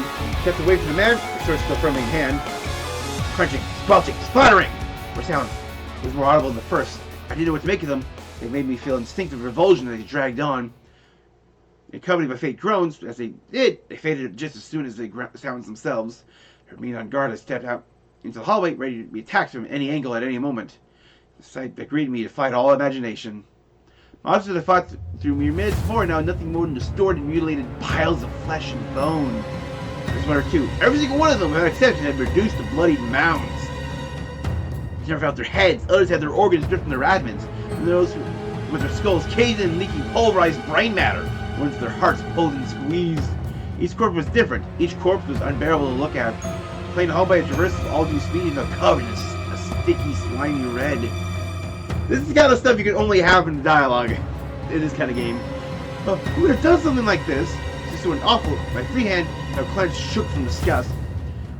Was it ever necessary to go this far? What could anyone have to gain from this? Wait, no! I realized I made a very careless mistake. Turned to hurry back into the room I was just in. It was too late. Mafia's leader is floating in the air at the center of the room. Just an unknown force is pulling him up on his chest. Monster's sword pierced through his chest. A single streak of blood dripped from his unspeaking mouth. No one would believe if he was anything but dead. While the others in the hallway didn't even have time to scream before his life was taken. Who are you? I looked at the center of the room, trying to drown out my instinctive fear of anger. Glanced at the corpses that are present. I strained my eyes to see the faint contours that are distorting the space around them. There's been some form of active camouflage. It's not a basic courtesy to give your name before asking those charming aces of the Bracer Guild. Man's voice directed true arrogance, though he were above all others a matter of course. Instinctively readied myself for battle in response. This action seemed not to faze him in the slightest. Maybe he's spoiling for a fight. I'm simply here to take out the trash after we're careless enough to betray us with CID to follow. Are you talking to a fellow human being? You speak of such gruesome murders in those terms? Are you a business partner of theirs? No. Makes me a group above them. Very good. And explode his blade to slide and toss the corpse off to the side, all for respect of a used cigarette. How can you treat people you work with like this? People, have you ears? Nothing but taking out a person, only trash. Same applies to the garbage piling up in the hallway. They have always been so, even before they stopped breathing. Clearly, communicating with someone of this nature is impossible. I think he's from, like, the organization that Swin and Nadi and the Emperor were from. I dismissed calm reason for an intense, all-consuming anger, so great that my entire body couldn't stop trembling. You monster! For I knew it from action. Pouting every drop of my strength in my blade to launch a swift, unavoidable strike. He repelled with one vertical swing of his own. In one exchange was enough to tell me that strength was well a league above mine. Carried my blow at the most perfect instant, counting out the force of my attack was so little upward that it barely scratched the surface of what he was capable of. He acted as camouflage, nothing to hide the monstrous nature of his cruciform sword, however. The design combined silver and black in an unholy fusion of darkness and light, as chaos itself dwelled in its very blade. There's no common weapon. Wait, is this the sword here then? I thought that was her sword. Or is it? Whatever. Even if I continue to give him my all, my odds of winning against him were extremely slim. At the same time, the instincts were screaming to me that I could not allow him to leave. Charged again, attacking him from the front wasn't going to work. Had to go for the side! Back that attack with just as little effort. Wasn't done yet.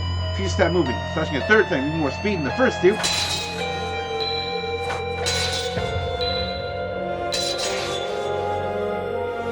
I showered him with a flurry of them, each one faster than the last. Finally reached my physical limit, and darted in a new direction, attacking from behind. My very soul of the one overwhelming attack aimed directly at his rear. I could only just make out through the camouflage distortion. I got him!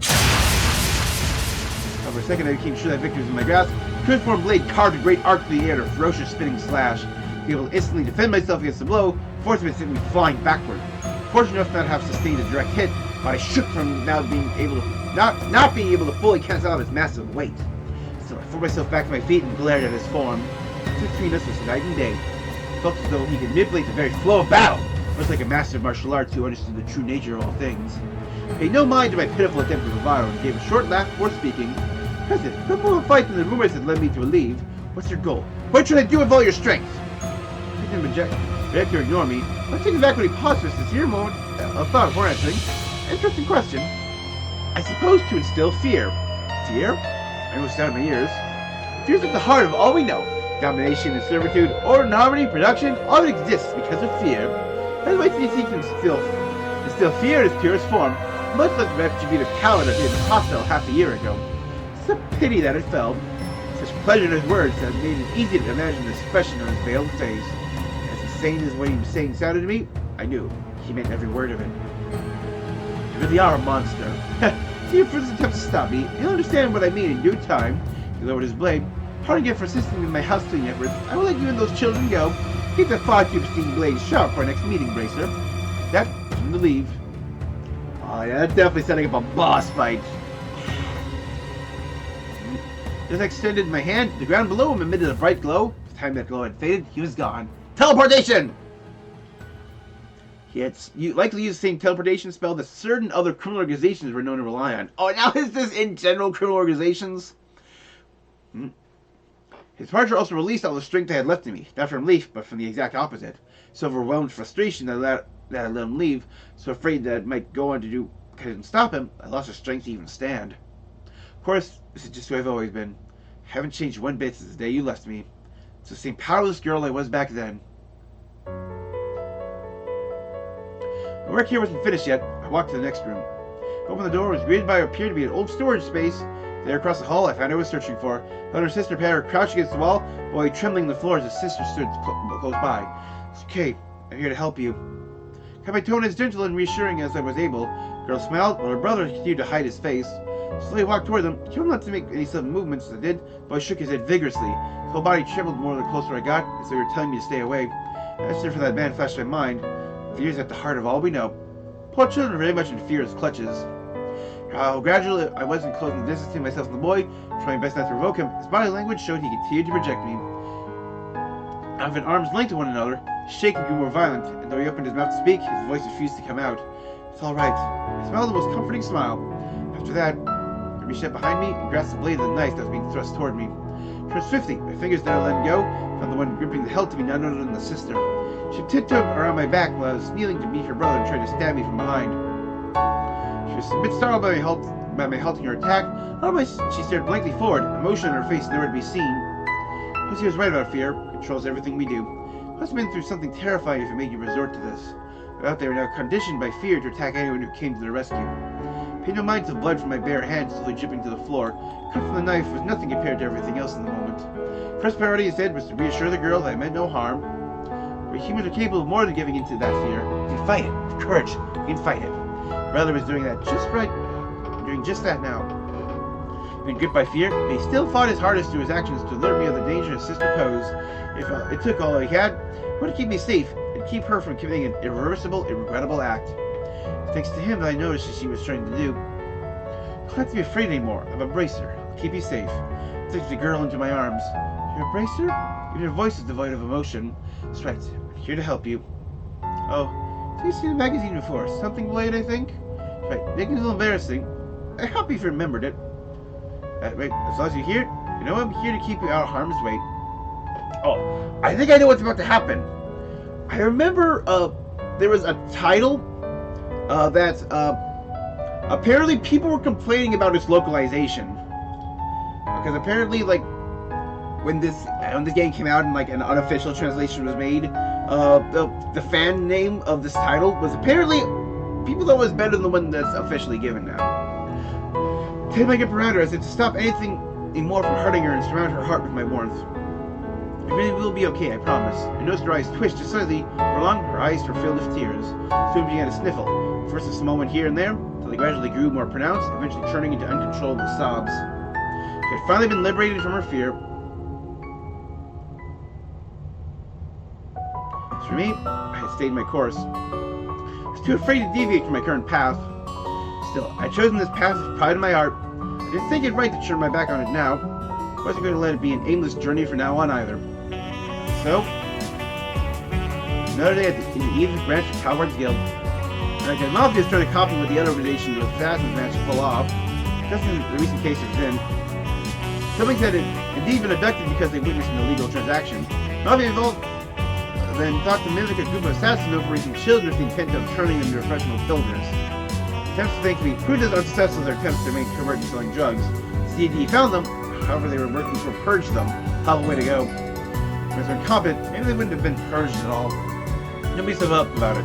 The Guild's priority is to keep civilians safe, not criminals. I don't want to say they deserved it for getting involved in organized crime, but it is what it is. So putting that frustration to feeling more personal growth instead of letting it eat you alive. I was told that while the siblings were going to need psychological counseling for some time, they were fully expected to recover and go back to their everyday lives. I think them had triggered something inside of me. I realized that something needed to change. I had to take some kind of step forward. It me falling to the floor in some dramatic fashion. I need to pick myself back up again. In mind, I accepted my multiple recommendations.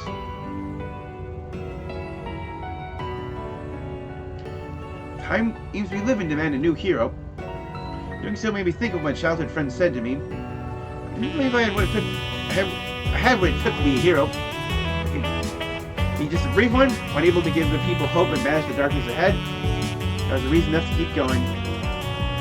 Yep, they could have wait through. Yep, I gotta wait through Daybreak. Maybe it could make me somebody enough to fight alongside the real hero once they came to light. Oh, should I get down to business? Then turn to face me. Classic broad grin, even broader than usual. A while longer for the official paperwork arrives from headquarters. Sure they won't mind me speaking up this part of the process how much they wanted this. Oh, now it's Bracer reached A rank at the same age as the Empire's Purple Lightning. Congrats on your promotion. Elaine Auclair, Beauty's Blade! Yeah, a lot of people didn't like Beauty's Blade. Yeah, Elaine Auclair, that's definitely a major name in Daybreak. A major party member. Please don't be a fourth one.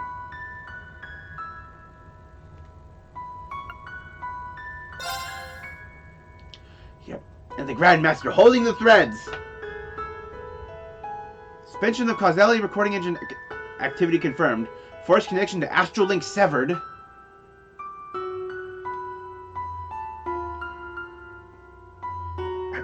Society's astral code? The whirlpool of causality engulfing Erebus and the fated land has at last been unraveled.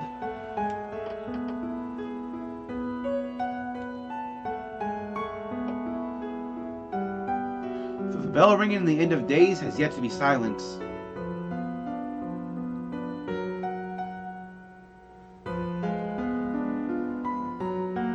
You, children of Zemuria, have earned your moment of peace until the time comes to face the final hour.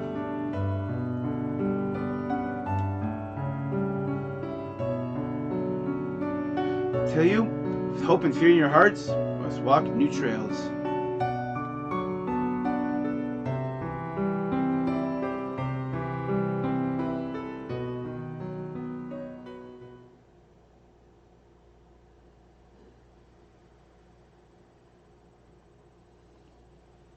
My throat is so parched from reading all of that.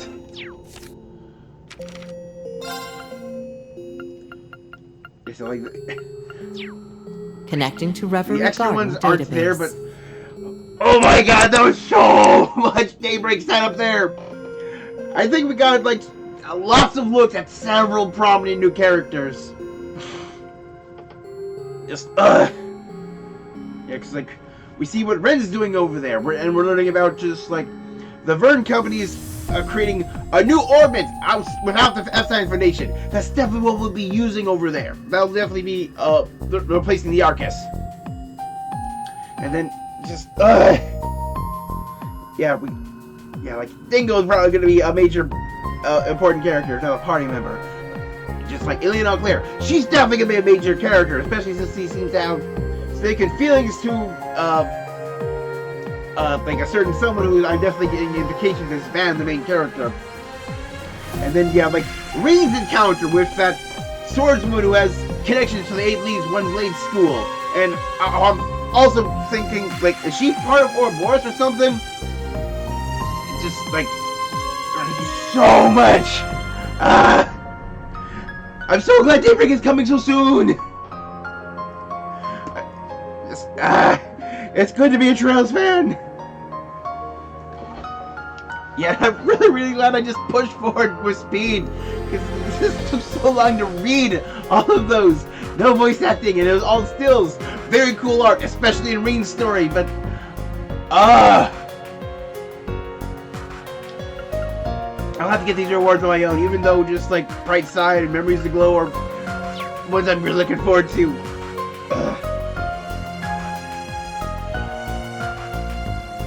So tomorrow there may be a minor issue where pretty much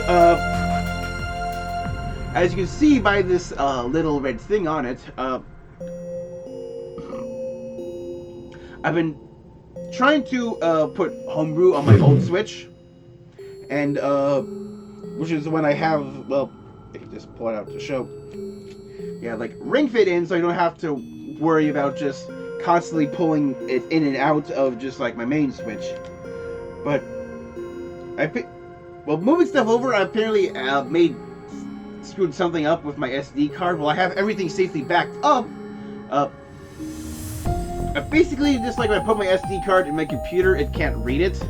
So it's just like, that's a problem. Especially since I need to put the backups back on the SD card. So if I can't figure out how to get that working by tomorrow, I'll have to... I don't know what I'll do for Ring Fit. I might skip it. I'll have to see what it looks like on my main Switch. But there's a chance that might not happen. Monday we'll be checking out Honkai Star Rail on the PS5. Play that for a few days, and if I get bored of it, if I think that's enough and go do something else, I'll probably just pick 14 or Genshin for more casual stuff. Friday is Mario Wonder, but next week we won't be starting another Saturday game because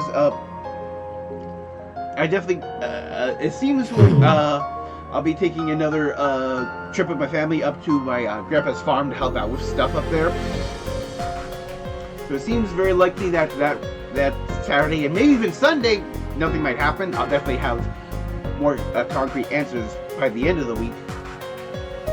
But once we do start up again, on the end of the month, I've been saying what it will be for a very long time. We'll be playing through Final Fantasy 13. Yeah, I gotta get my PS3 going as well. Also, random thought on PS3, I finally got my Platinum and F2 with all the Diva Room stuff.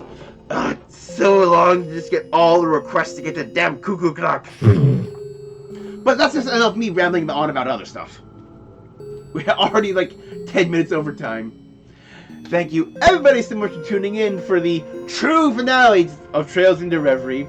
We're wonderful send-off for all the characters, and I really do wondering what everyone will do as moving forward, especially all of our branch campus students. But it's time for the future. Till then, this has been Evander Advent. I stream every day here on Twitch, starting at 6 o'clock p.m. US Central Time, except for Saturdays when I start at 3. And join me tomorrow for my hopefully Sunday double stream, where just like maybe Ring Fit and Miku. If I can't get Ring Fit to work, it'll just be Miku. Till then, good night, everybody.